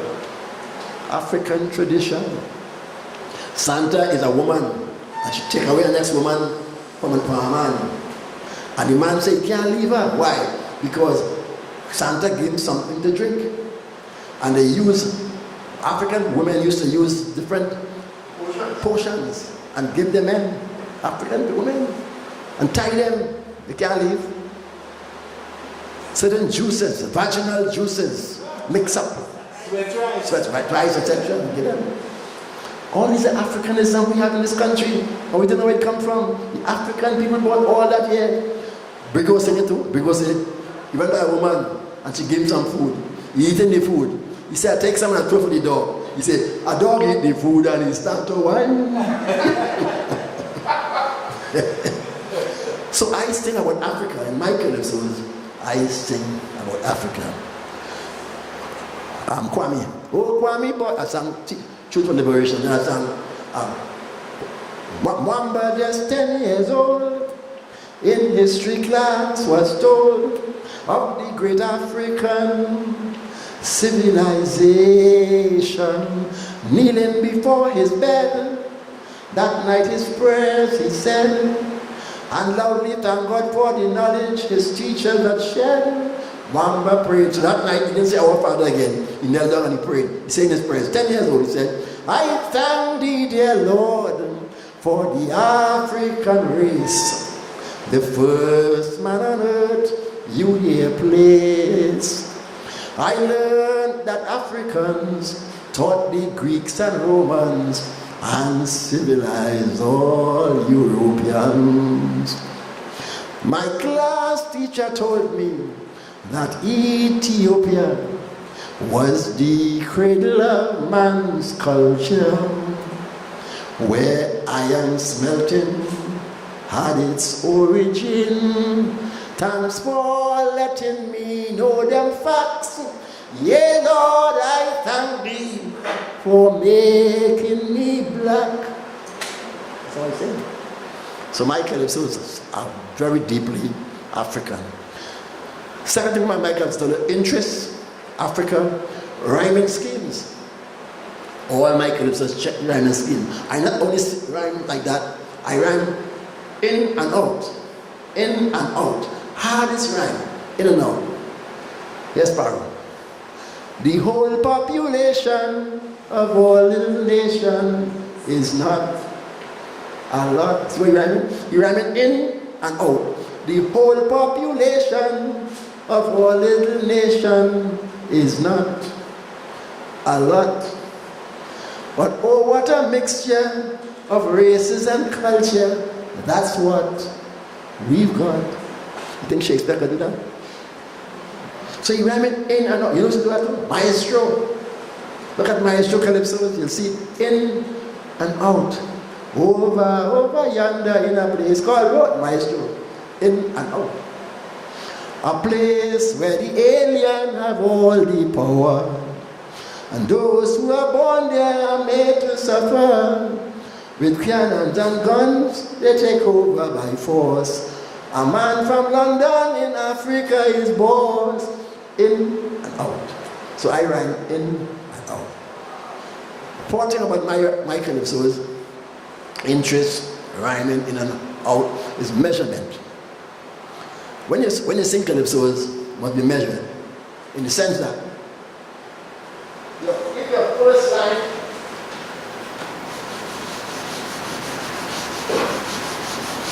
time against me, so I'll just give it. It's called sequence of melody.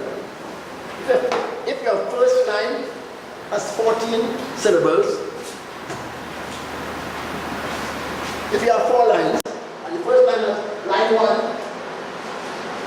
14, and line 2, have 12, line 3, you have 13 and 15, line 3 must have either 14, and line 4, 12. So you have 14 here, 12, 14, 12 in syllables. So you have to count the syllables. And many people don't count themselves. Look at my calypsos, and all the syllables are counted. Let me give you an example. Here, kitchen now. How much them? See that? 7? Watch. 7. 7. Rain fall and wash out my sin. 7. So you can't say you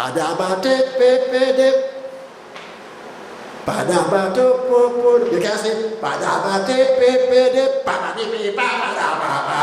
what's the trouble with that? Because your syllables, they're not rhyming, they're not level. You must have 14, 12, 14, 12, or 9, 9, 9, 9, or 8, 8, 8, 8, or 16, 16, 16, 16. You can have 12 too, you know. You have 16, 16, 12 in the first verse, second verse, I have 16, 16, 12. You can have a syllable out. And so in all my calypsos, I try to have same amount of syllables. So the next thing about my calypsos is what we call sequence of melody. Ba-ba-da, ba-ba-da, ba-ba-da, ba-ba. Next three line. Ba-ba-da, ba-ba-da, ba-ba-da, ba-ba. Are you seeing how the melody moving? Ba-ba-da, ba-ba-da, ba-ba-da, ba-ba. I came to Sando to sing calypso, and I saw the mayor jumping up also. That's why you're singing calypso, and you have to have that sequence. I want to give you one. I want to give you a nice sequence on Kitchen. It's not a lovely sequence.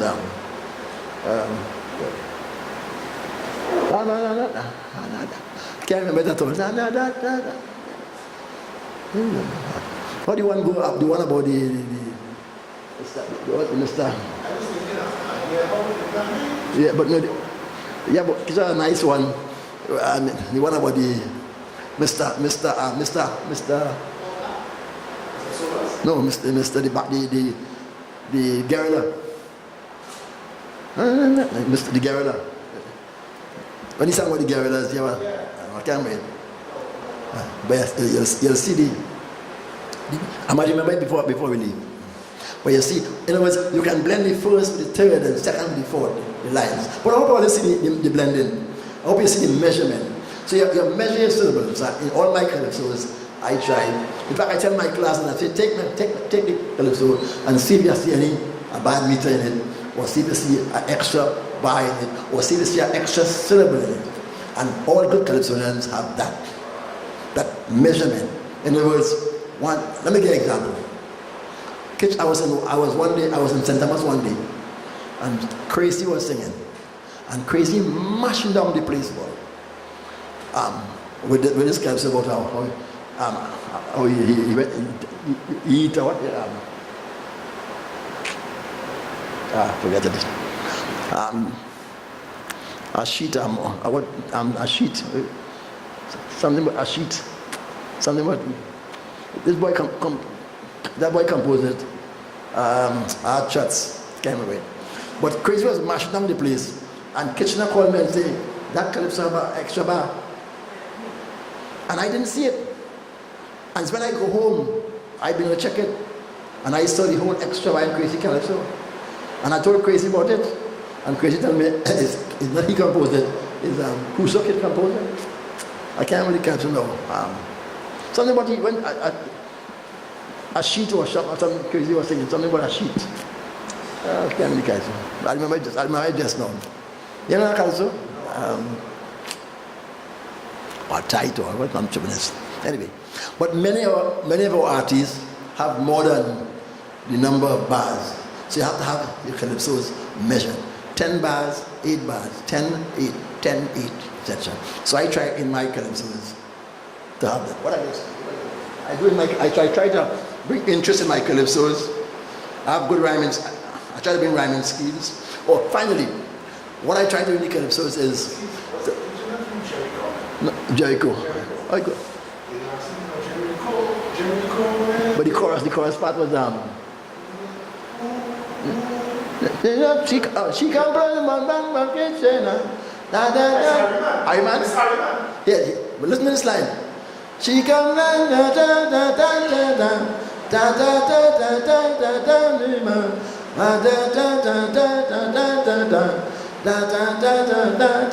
da. You all know Calypso? You all know? Well, hear it again.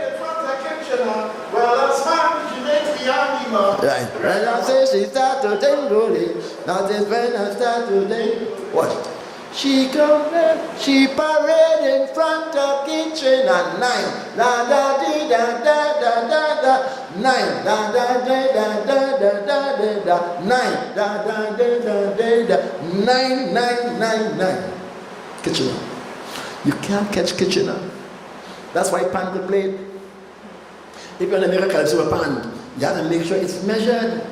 You can't make a Calypso pan.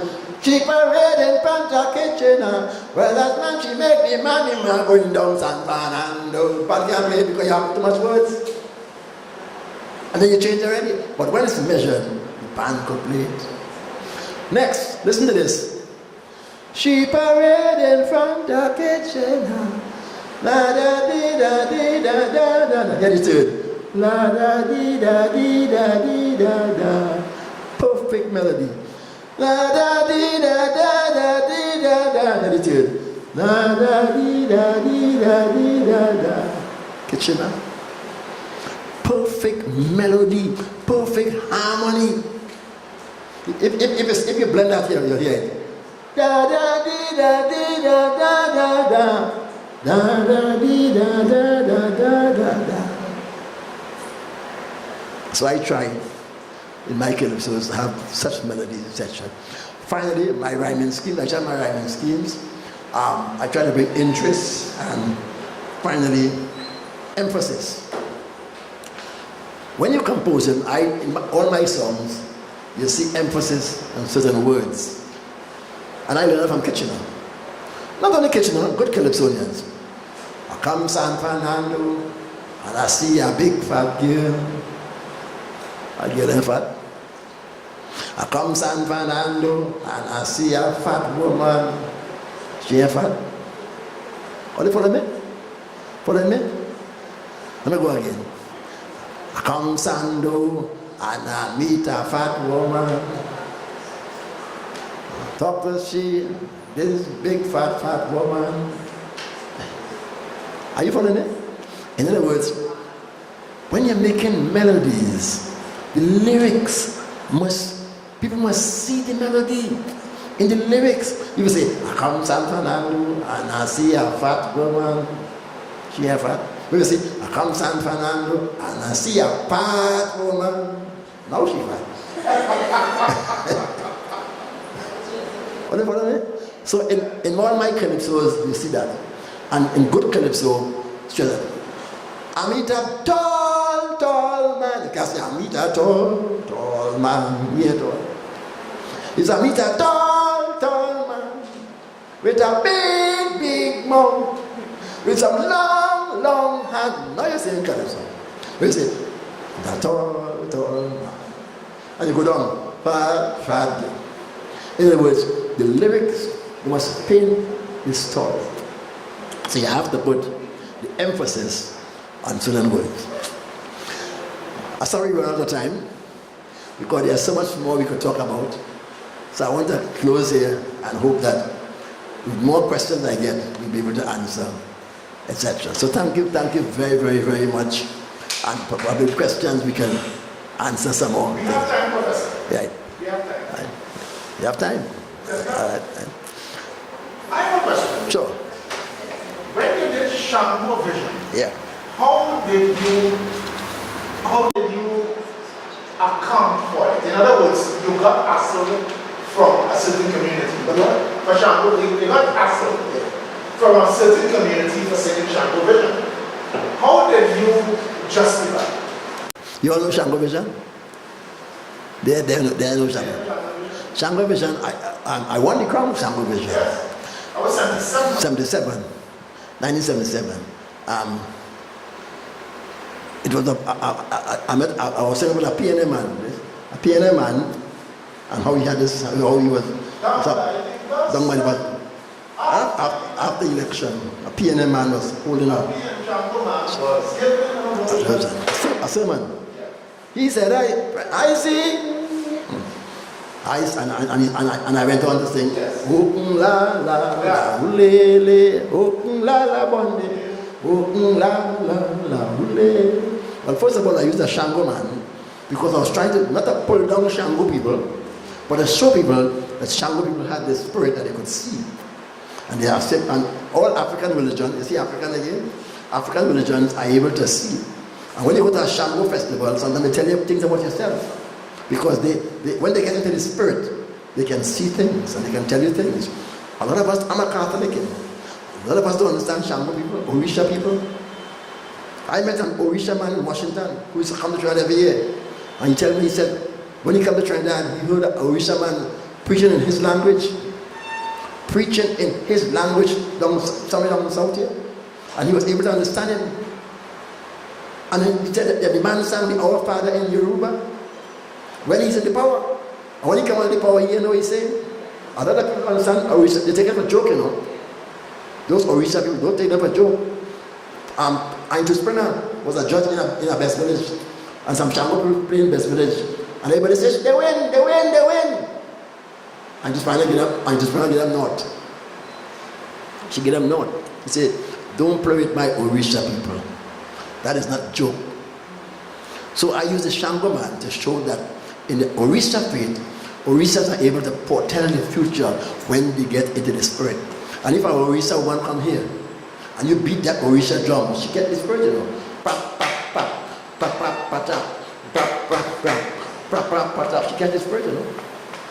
Real Orisha people, they see themselves shake. You can't beat that drum for them. They have different drums for different spirits. Good. So don't joke with it. So I use that. But I also use la la la ulele because that's an Orisa song. They are praying to Ogun. Ogun is the god of war. Ogun is in the Catholic Church. Ogun is Saint Michael, and they sing. But they don't say Ogun. They say la la la ulele. So I use this Shango song to portray and to get the atmosphere and to keep the spirits of the Shango. People said I was trying to pull down Shango, not me. I was trying to bring back Shango, and I was given humor because the culture has humor, it has the tradition, it has Africa in it, and all of it in it. Because as I was showing what would have happened if Rafik Shah had won the elections. If Rafik Shah had won the election, there would be trouble in this country in that you either overthrow everybody. So I said, I see people running, I see people opposing their hand, running to fully opposing because Rafik Shah take over. And I see big men running because people felt that if Rafik Shah had won the election, and other things, there'll be a revolution in this country. And revolution is not instead of changes. And so I see, who I see again, I see so much in the council. But I see people running from Rafik Shah. What people did not know was that you incorporated an authentic Shango song, chant. That's an authentic Shango chant. Oh la la la ulele, oh la la bonde, oh la la la. This call a response. Oh la la la ulele. Then the preacher said, big men would be toileting if Rafik Shah did win. They'd be toileting. You can't say no dirty word. You can't want to say the S word. You say toileting. And people understand. You see? So in the art, that's the art form. That's the art form. Thanks for the question, man. Question? And you can ask any questions. Don't be afraid. I have a question. Sure. When you're talking about the rhyme pattern, Mm-hmm. and you spoke about the fact that a lot of Cliftonians now use false rhymes. Yes. So is it that using false rhymes is wrong? Well, it's not wrong. Why don't you get the real rhyme it better? Because sometimes you can't find a word. And so many cultures use false rhymes because they try to get this little song. I tired it, but But the thing is, the real rhymes. Sparrow tell me once, Sparrow tell me, say, Chucky, you know, the things that Grenadians say, you know, we can't say. Say why? Because Grenadians could sing the calypso normally, and because of the way they talk, they get more rhymes than us. Grenadians say hag, we say hog. So when they say hag, they say stag. But we can't say that, because we have to say hog, and we can't say storm. We can't say hog and stag, we don't say hag and stag. So he tell me, they get extra words, you know. But people listen to the rhyme, and the judges listen to the rhymes. And when you don't rhyme, judges mark you down for lyrics. Judges mark you down. See if you had to get 20 lyrics is 40, and 10 of our rhymes in the year 8, because they listen to the rhymes. And they listen for rhymes that make sense. Well, friends, I talk to Sat Maharaj. I say, friend, that boy, you should be charged. You had a choreograph for them Hindu weddings in your garage. See, I rhyme in 3. So I rhyme in 2. I rhyme in 3. Because you're taking little Hindu girls, innocent 14-year pearls, to marry men 75 years old. I rhyme in 3. They can't beat me. Because you rhyme in 1, I rhyme in 3. Let's turn the world on its head with I don't rhyme. Yes. You see when you rhyme and the other one else rhyme with you. Correct, I don't rhyme. I don't be afraid to ask questions. Our hostess was thinking, Yeah. not too many questions. If you'd like to do a short workshop, to have your guests try to compose. Yeah. Probably I can give you a line and give me one afterwards. But let me see any more questions afterwards. Yeah. I want to thank you, Dr. for coming down to San Fernando. It's a pleasure, man. Entertain us and educate us as well. Thanks a lot. You leave, I want to comment on that as well. I have 3 questions. Sure. First one being, what is the best method that could be used in terms of composing or writing? Sit and behind it, or you're strumming it. Oh, good. Lovely. That's a nice question. Some people compose like this. They compose melody. And when they compose melody, they put words to it. When you do that, many times you can't find the lyrics to match it, because you don't get a measurement. I'll give a simple example. When Sparrow sang this calypso about God forgive me, about the girls in town, they try to clean up town,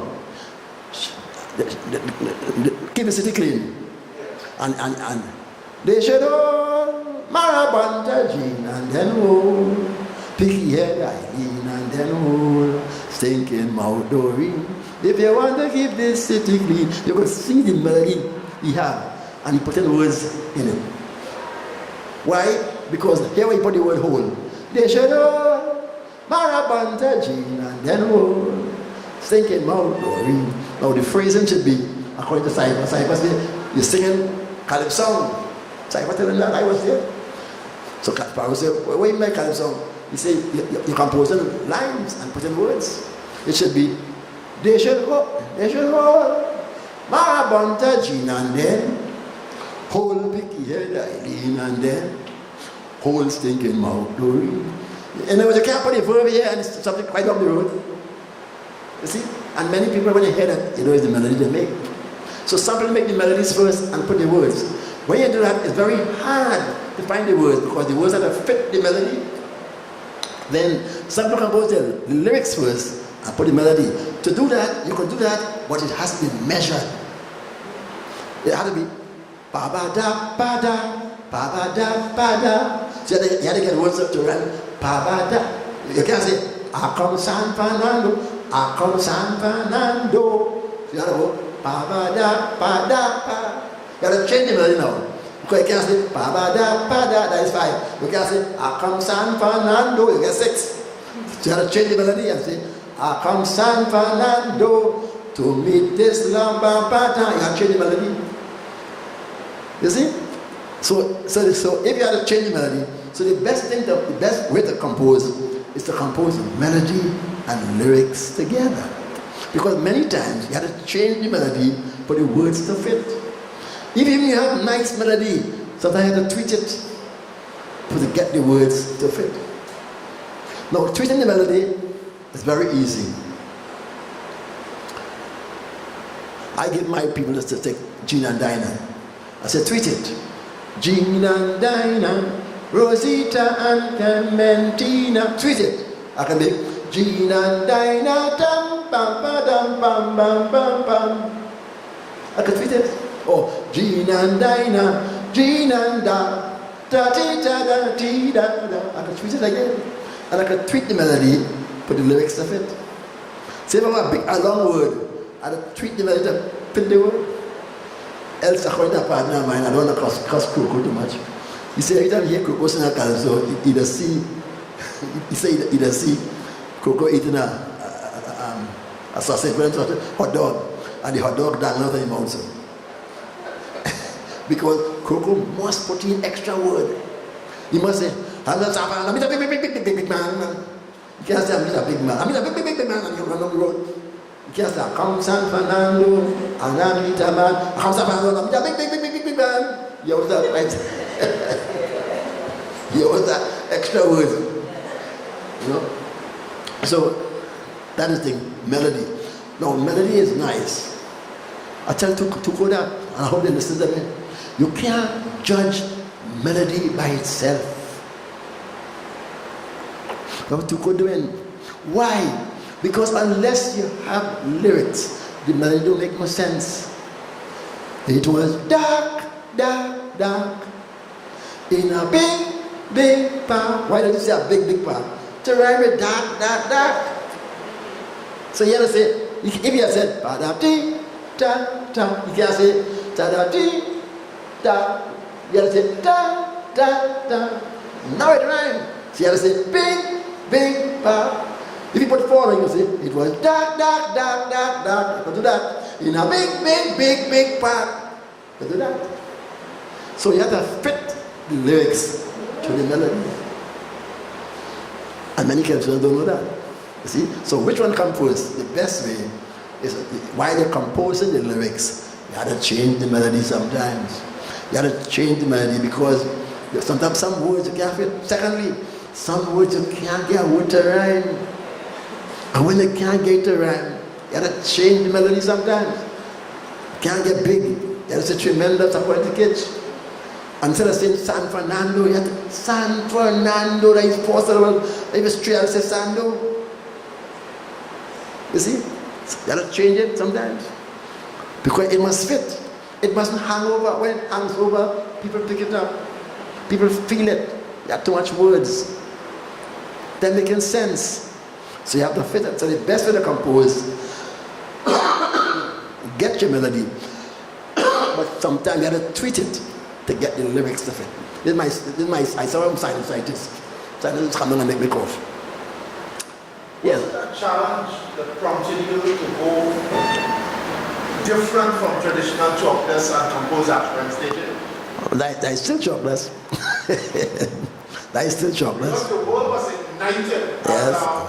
as the announcer. Hold the two questions, eh? The next one. Well, you know Ashburn Digital? You all know Ashburn Digital? You know Ashburn Digital? Michael also Ashburn Digital, the male lover. Where you go again? Yeah. Whole morning you only lay me. Johnny said to Marilyn, you say you want more money for the treasury. When you buy it. Oh, last weekend, girl, you sleep out. You say you went by your room, you so liar. You was knocking all about. Johnny tells she, Marilyn, girl, you want me to make a change. Cause you know for carnival I can't get paid. So you tested me faith. What do away? Cause I can't miss the juve band to jump and shake like a black, white Indian. Marilyn girl I must sing invaders band. With them half licking when it's just woman. Enjoy yourself, girl, eat me out and spend me pay. I'll go put the smoke in your weed and make me jail at Wednesday. That's when all the band visit Casablanca, they come to it. But what Dave Alcock argued, if I may, briefly, what Dave Alcock argued was that, so that's 17, no. That was like 82, yeah. What Dave Alcock argued was for the first time Chalky bring a jump up. A jump up song, yeah. No, but that wasn't true. I sang many jump up songs before that. Nancy Doris? Yeah, Nancy Doris, Kitchener One with Tiffany from Kids. I sang many jump up songs. People feel I only sing slow.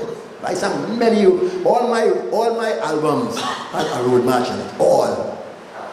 Tiffany from Kids, Two Chord and Less Than Paul. I tired of them all. But that song was saying that the fella wanted to beat the girl or vex the girl, but if he hit her or touch her and he get locked up, he will get jail. And he didn't want to get jail because they don't give you carnival, they don't give you bail for carnival. So he said, Marilyn girl, I want to beat you, I want to put a spoke in your wheel, you know. Spoke in your wheel, Trinidadian. But he said, I want to put a spoke in your wheel. I want to put a spoke in your wheel and make me jail Ash Wednesday. So go ahead, do what you do, horn me, do all kind of thing. Because it's carnival, you're getting away.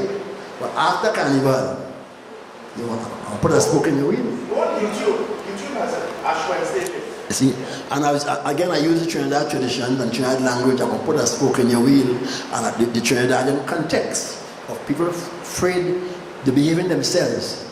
Criminals afraid to do anything before carnival because they don't get locked up. But why did Trinidadians think that was the first Chalky jump? Because that was the first one that made a big hit, and all the state bands were playing it. You see, and I was jumping up too. How did I tell you? I said jump high and etc. The whole morning you only lily me. You see, one thing in Calypso, we use terms that Trinidadians understand. If I said the whole morning you are misbehaving or some nice thing, I will say people, they don't understand that. But the Trinidad, you lily me, boy. The lily is a needling me. Yeah. You say you have your money in this steam laundry, and you're washing for other men, etc.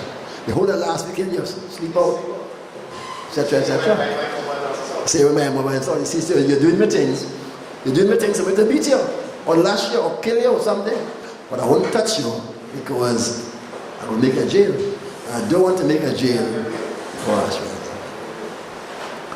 Yeah, next question. And you can ask anything, eh? Don't forget, you can ask any question. History, Caribbean. Yeah. In terms of like the Calypso and stuff, what the judges look for. And the other question would be, in terms of Calypso writing as a career, what advice you have for someone who's interested? Writing. Well, let me come to what the judges look for. Judges look in writing. No. They judge the Calypso first of all on lyrics. That is, are your lyrics measured? Do your lyrics make sense? Do your lyrics have satire in it?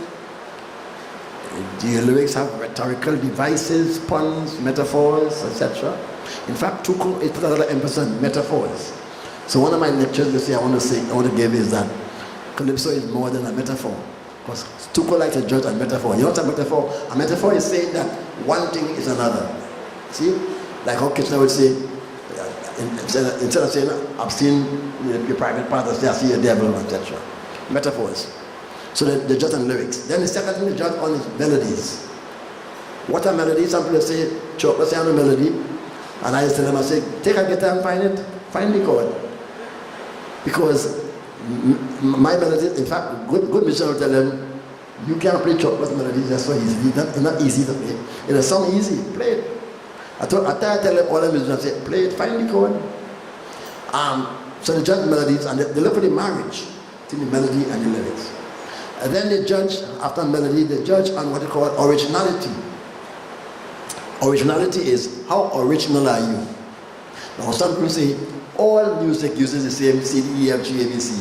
So you can't be original. But it's how you take the notes and put them together. So originality. And not only originality of music, originality of lyric. One of the things about me, I tell people, everything I sing, if I know you sing it already, I don't sing everything. If I know Sparrow sing it already, I am not singing that. All my topics must be original, meaning it must never be sung before. So I look for ideas that have never been sung. You know, Juke tell me before he died, he said Marshall and them taking all our ideas and singing them over. Which is a fact, they're doing it. I see a girl in the final this year, she's singing a black invention, which name Faye Lyons. She's singing my song, I sing all them things, huge final. I sing all them things about what black people invented and all that. I sing all them things. So why didn't you challenge it? No, I will never challenge it. Never. I don't challenge young people. I don't challenge them. If I tell them they do it, if I talk, they can't be final. I tire here. All my old songs, I say I'm bringing it back and sing it. I'm glad. Yeah, I'm saying I don't challenge them. Let people challenge them. I don't challenge them at all. I think I told this many times. She sing my song and maybe I sang all of it. Nowadays, as you mentioned, science or an invention, many people just feel that it came from the white man. Oh no, they feel that his whites only created technology and all them machine that readers use daily. But what the damn fools don't know, blacks created things also.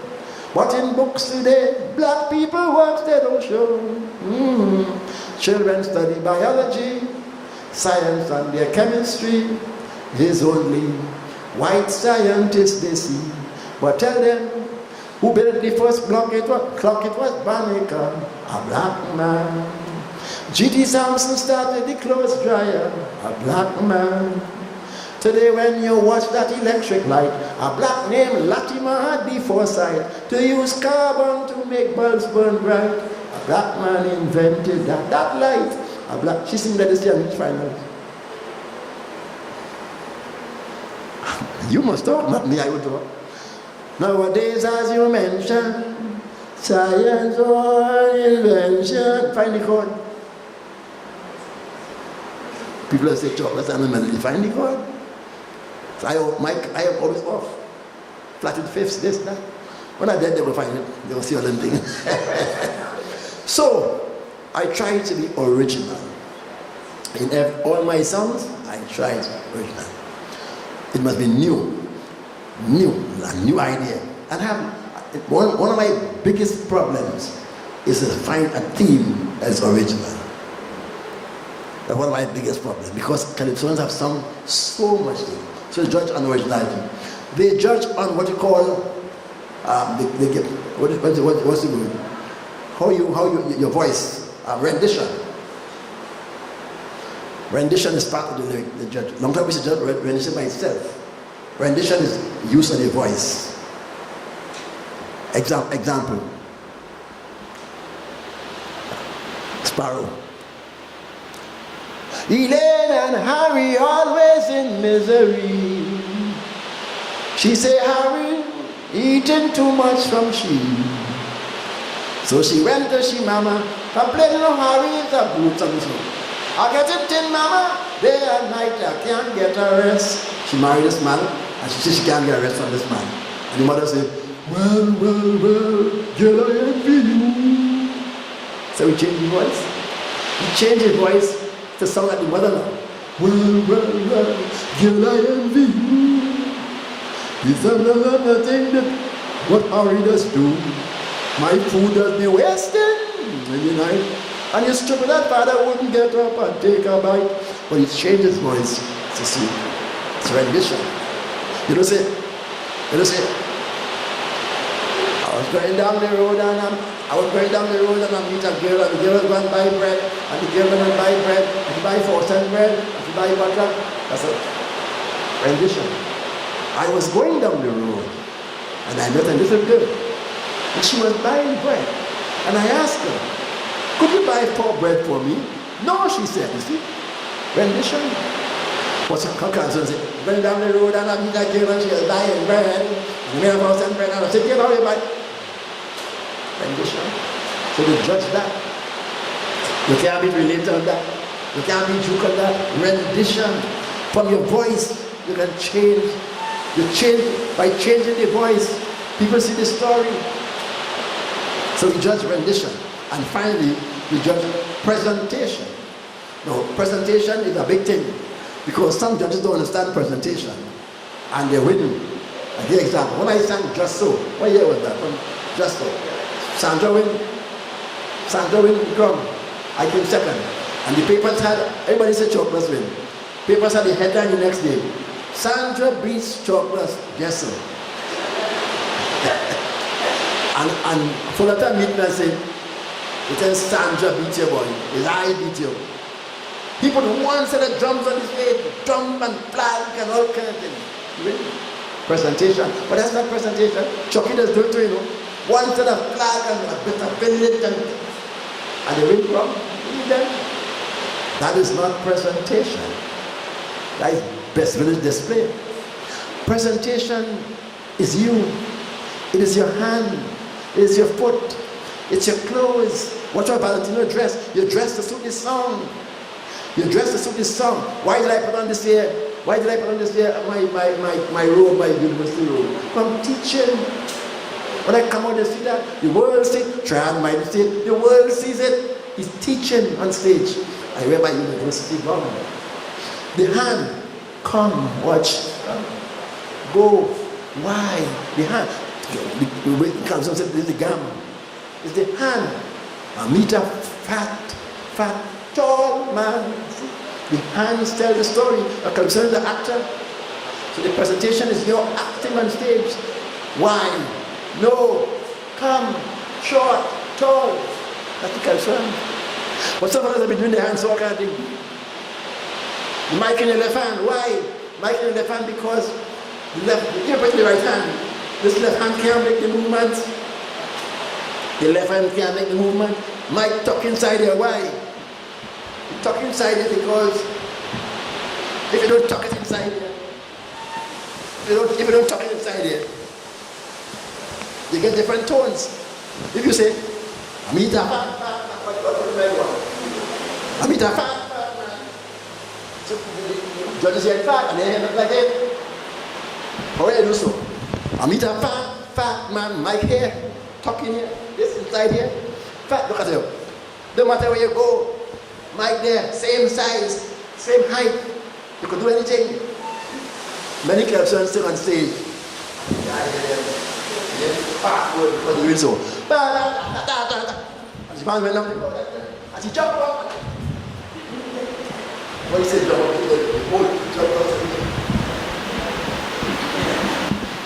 So you're not using the mic. And the only part of the mic that is sensitive is this. And you want to say, and do I blue boy? Blue boy, good blue boy, do a hand in the mic because, yes. So you lose that. And when you hear the replay, you say, I hear you, my boy. Or they won't hear part of what you're saying because you're moving the mic. You're concentrating on jumping up rather than singing in the mic. And you can only sing in the sensitive part of the mic. So you have to have this hand tucked inside here and use the left hand to make the gimmicks. That is the presentation. Hear this calypso.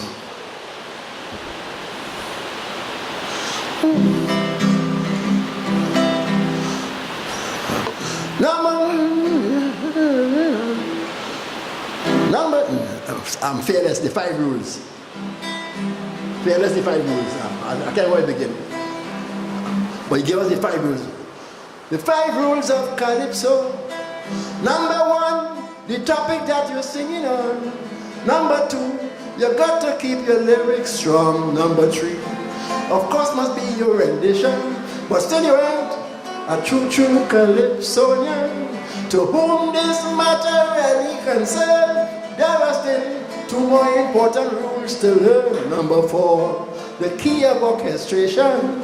And number 5, stage presentation. Ever since I was a young man, it was always my ambition to be a calypsonian. But since I jump in the ring, I just be singing. I studied long ago. to sing calypso. But if you love the art, take it to heart, but learn the 5 rules before you start. Daniel, number 1, the topic that you're singing on. Number 2, you got to keep your lyrics strong. Number 3, of course, must be your rendition. Get it called. Tell you, to whom this matter any concern, there are still 2 more important rules to learn. Number 4, your key of orchestration. And number 5, stage presentation. But we just put presentation first. We put it last. Topic that you're singing on. The topic that you're singing on, number 1 at lyrics. Now, topic, if you don't have a good topic, man go in that tree. Man go and buy orange. So you have to make the topic interesting. Number 2, your key of sing, lyrics strong. The key of orchestration.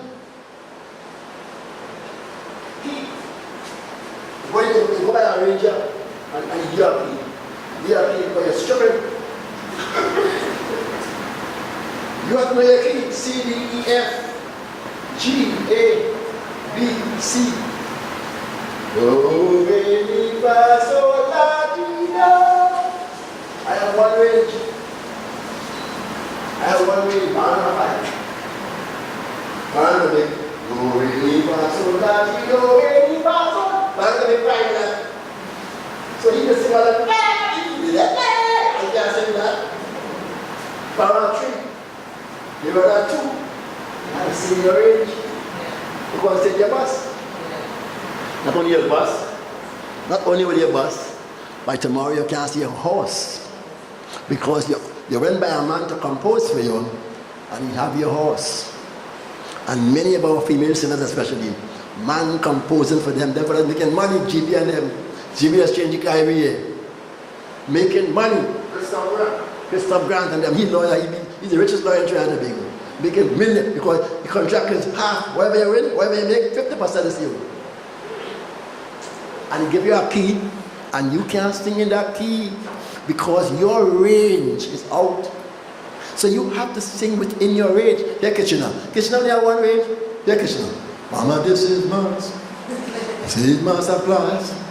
Nabadam, nabadam, nabadam, nabadam. So he's singing. But you have 1 range. That's Maro. Mama, this is ba ba ba. Before you can make that, you can't make that. But you want people to write for you. And you're out of your range. So many singers, also, sometimes they sing too low. Too low. Too high. So your melody have to within your range. And that's why only you can compose for you. But before a man compose for you, he had to know what range you have. What came as I singing?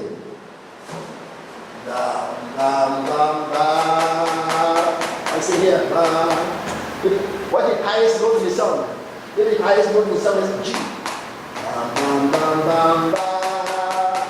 If that's the highest note in the song, you sing it there. If it's the highest note, we have F sharp here. So if it's the highest note, you put on 1 tone. Okay? Write it in F. You know why? It's a canvas. To find the highest note in the song. If the highest note in the song is B. Bam, bam, bam, bam, bam, bam. And make it good. Bam. I sing it here. I sing it here. If the highest note in the song is here, I sing the B flat. Da, da.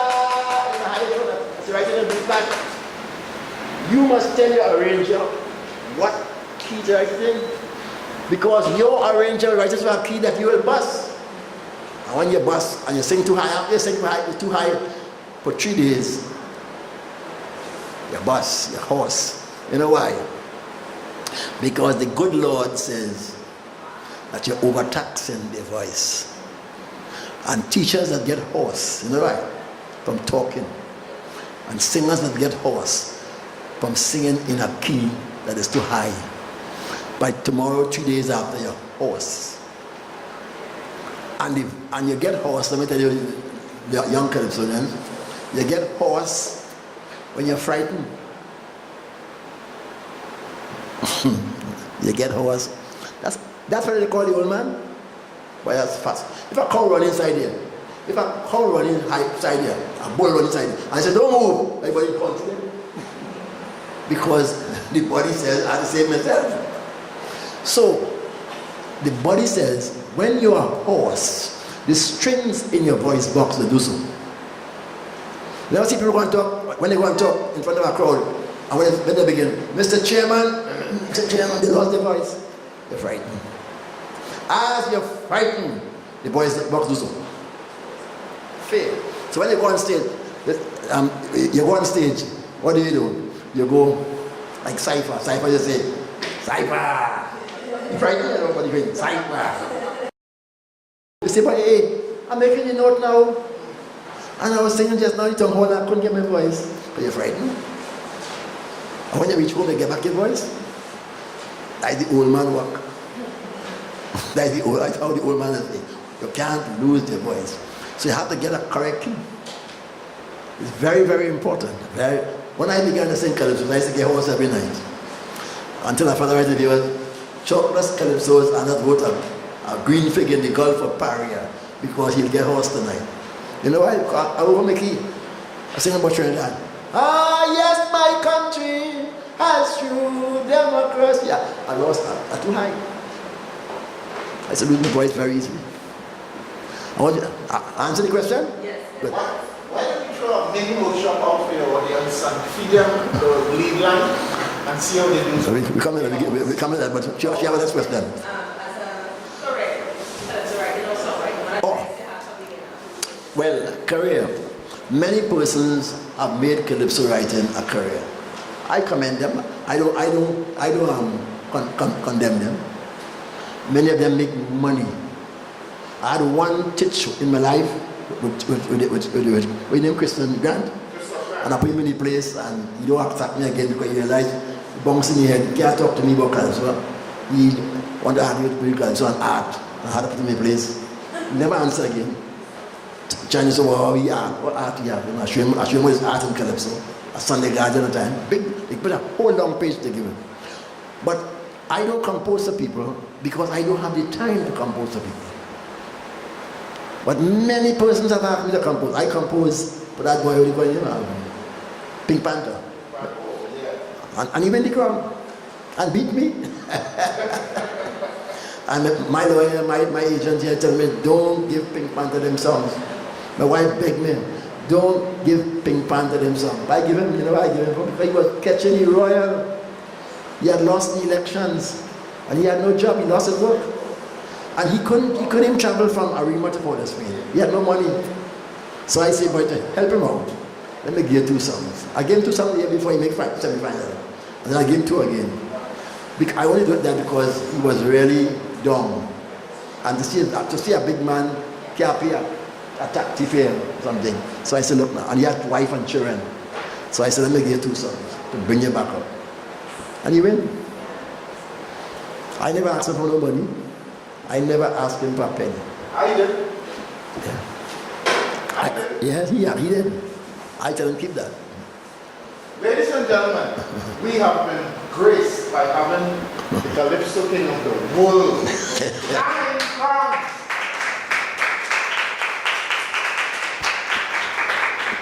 And interestingly, Sparrow does not resent it. Sparrow want him sing again in 2018 because he has realized that without people like the mighty Chalkdust, we stuck with what we road march last year. What we road march this year? We jamming still. When I ask you that next year, you will go remember. But when I ask you, what Kitchener sing for a road march? And they tell me the road. What Sparrow sing for a road march? It's Sasaye. It's a difference. So let us pray that this man lives forever. And that for 2018, we'll be watching him Ashgra and see him win the 10th crown. While in my opinion, his wins should long be in 2 digits. 2-digit wins. So, the happiest man alive. When did Marshall sing that? I'm the happiest man alive. We didn't know a couple of years ago. We didn't know.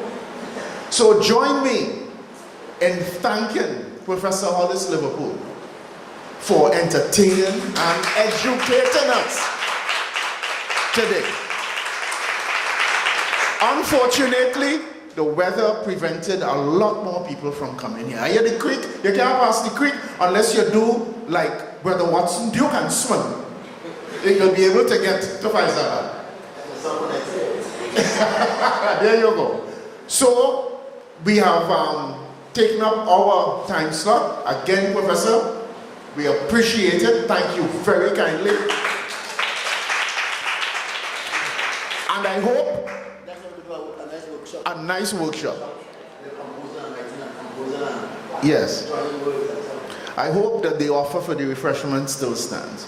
All right. A last word?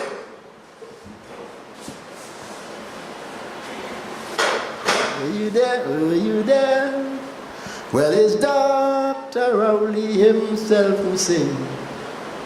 Sometimes, what I do in my calypso is I just give him a piece. And from the reaction, I say, should I finish this calypso? Should I not? Etc. I'm going to give a piece of 2018.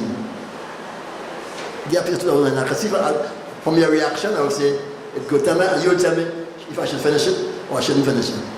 Should I give him a piece? Should I give him a piece? Sure. Right.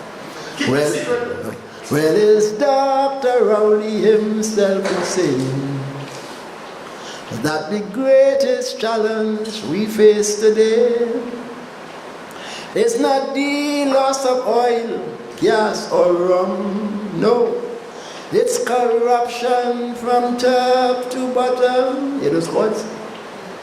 Well, he said, whenever big shot men here see money, oh, a nice, fat, rambunctious lady, boy, they just cackle like geese. Big men turning beasts, and like Kobo, all of them one piece. Rowley say, to buy a boat for Tobago, all man one piece. Down to buy a boat for Tobago, all man one piece. Just to sign the contract, the lawyer one piece. The union, the captain, the port, the agent one piece. Down to the truck drivers in the boat, demanding peace. He said, friends, wonders never cease. Watson Duke also wanted peace. So he jump in the sea and swim a short piece. But Watson wanted another piece. If a lie asked the police, they say he better pierce a woman for peace. They want peace. All them corrupt men, they want peace. Exploiting women like they come from Iraq or Greece, cause they want peace in the Middle East. I hope you know where is the Middle East.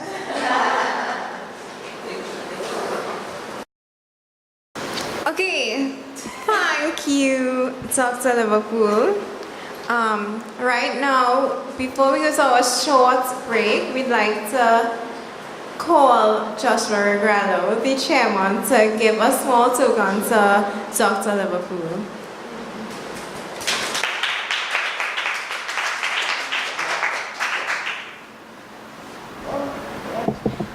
Yeah.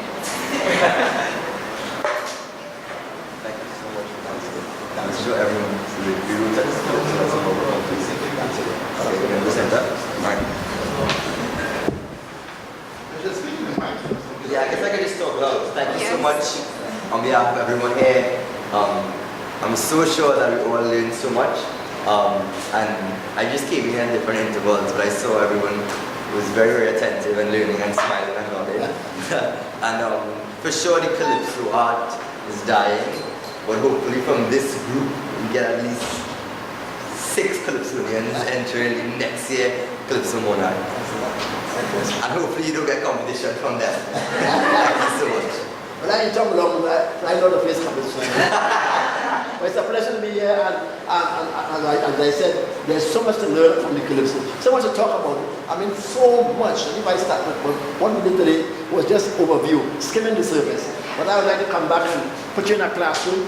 You're composing, check your measurements, check your lyrics, change the words, get the key, and after we sing it together, etc., change the lyrics, change the tune in a workshop. And when you go to a workshop, then you get to understand the Calypso, then you get to understand how best you can improve the Calypso. What it's going to tell you is that massaging the Calypso. You have to massage the Calypso, you get right the Calypso. Massaging the Calypso means you have to try it out with your friend, try it out here. You say, hey, change that word, change that word. You have to sell it with the word. You have to change it, etc. And then, but you sell the night, and you change, and you change, and you change, and you change. It's called massaging. What's your presentation? You see mine? You're the record. And after you massage, then you put on lyrics. Then you begin to write. But in other words, when you write, when you begin to write, you finish the Calypso, you will see so many different areas that you can improve in the Calypso. So you massage first, then write. And even when you write, you get lines, you change and change. You know what time I change? It's a must. Sometimes the audience goes up in your punchlines, or before the punchlines, say, oh, shame love. They're laughing too quick, I have to change the line, etc. So you have to, it's called massaging the Calypso. Thank you very much. God bless you all.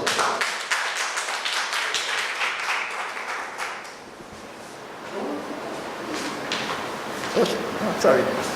Morning. Clifton. Oh, it's afternoon already? Sorry. Afternoon. Yes, afternoon. Yes, I'm kind of nervous, but we compose a little piece. It may not be as great as we would want it to be considering the time, but this is from us to you, the Youth League, San Fernando West Youth League.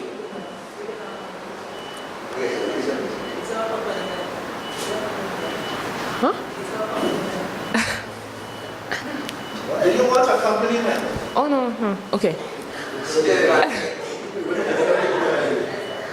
Well, mighty Chalky, let me thank you from all our way, from our faces of gratitude you can see. I have to go and tell my family. I know what I want my profession to be. I want to sing like my boy Chalky, to spit lyrics like him and Myron B. Thank God for this workshop. I can see that it is a Calypsonian that I want to be. Thank you.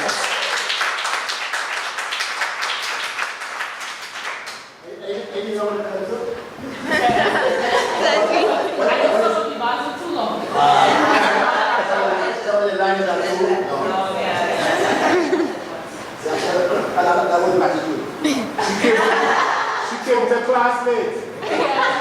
So when you massage it, Definitely. So next time we'll be more prepared and have more time to. It happens everybody. When you compose first, then you say, I said too much. And you feel it then. Yeah. You bite it down, and say, you feel it then. Because it changes it. but there was a word in it.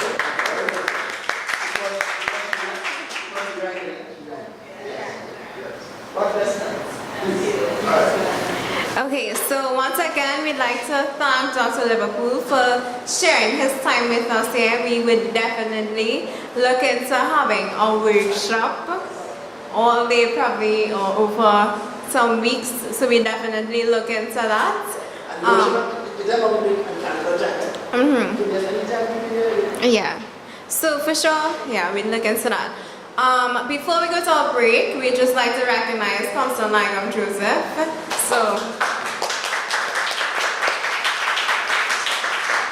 I don't know if you want to come and say a few words. And right after he just addresses us, we go to a 10-minute break and then come back for our. Good afternoon, Dr. Liverpool, San Fernando West Youth League, and members of this class. I love what Dr. Liverpool said, to do workshops, and not only am I the councillor for this area, I'm the convener of Carnival in the city. And I would love to work the San Fernando City Corporation, the Carnival Office, and TUCO would love to work with you to develop our young Calypsonians, our young artists, our storytellers, because I believe that Calypso is the Calypsonians are the storytellers. That's how I grew up knowing Black Stallion, our hero. Black Stallion is one of my heroes. They tell the story of the Caribbean, of the man on the ground. Dr. Liverpool, well, the young Calypsonians we have in San Fernando, the Brian Londons, these are people I still admire and keep encouraging them. The Carnival Office has a stupid rule after you win the crown 3 times a car, go back in San Fernando. I am in the process of changing it because I want to continue growing the young San Fernandans, Mr. Shaq, Brian London, Malika Ballantyne, all these young Calypsonians that I know continue to tell the great story of our city. Yeah, I think Rondell won twice, and Rondell stopped because he wants better competition to go up against. And if we could not break all rules, but change some of the rules to suit our situations, I think that will be for the betterment of San Fernando. Dr. Liverpool, I want to thank you for coming down to the south for braving the rain. And even if San Fernando West Youth League doesn't invite you, San Fernando City Corporation, the Carnival Office, will invite you to work with the young Calypsonians. Again, thank you very much. Thanks all of you for braving the rain and coming out, and stay for the spoken word, because I myself, that's one of the things I would like to try in this life. And you know some of the early Calypsonians before Spain. Some of the great Calypsonians started in San Fernando. All right. When you've been going to San Fernando, then come down. Yeah, you know Rashoti from Marabella. Right, so thank you again, and for everyone, let's stay for the spoken word part of it. All right. Joseph. So we're just gonna break for 10 minutes and then Yes, comedian, but I say, yeah, touch the shoes of our Tory Joseph and Stramala. As if you see on our TV, a man with his head under a lady. He's not a sporting sheep, he just dancing the donkey. On the road, Clifton goes jumping, knocking down. We smarter than him, so my prime minister uses that $2 million chip. So it's time to go. The guarantees about 3 years old.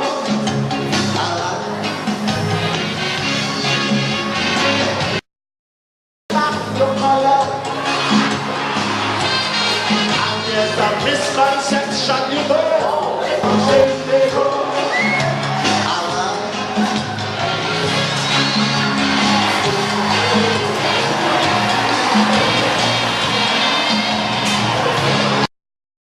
to the end of our writing workshop 2017. Hopefully we can do this again. So thank you everyone for coming. Thank you Justin. Thank you Shadika and Kanisa, for planning this. I'm sorry that the weather stopped people from coming out, but nonetheless, thank you all for the efforts. So thank you everyone, and y'all can leave. We also have free water and drinks, so y'all can take some water home, courtesy of Blue Waters. So thank you guys. If you want to talk to Justin, Joshua, myself afterwards, you can. Okay, thank you.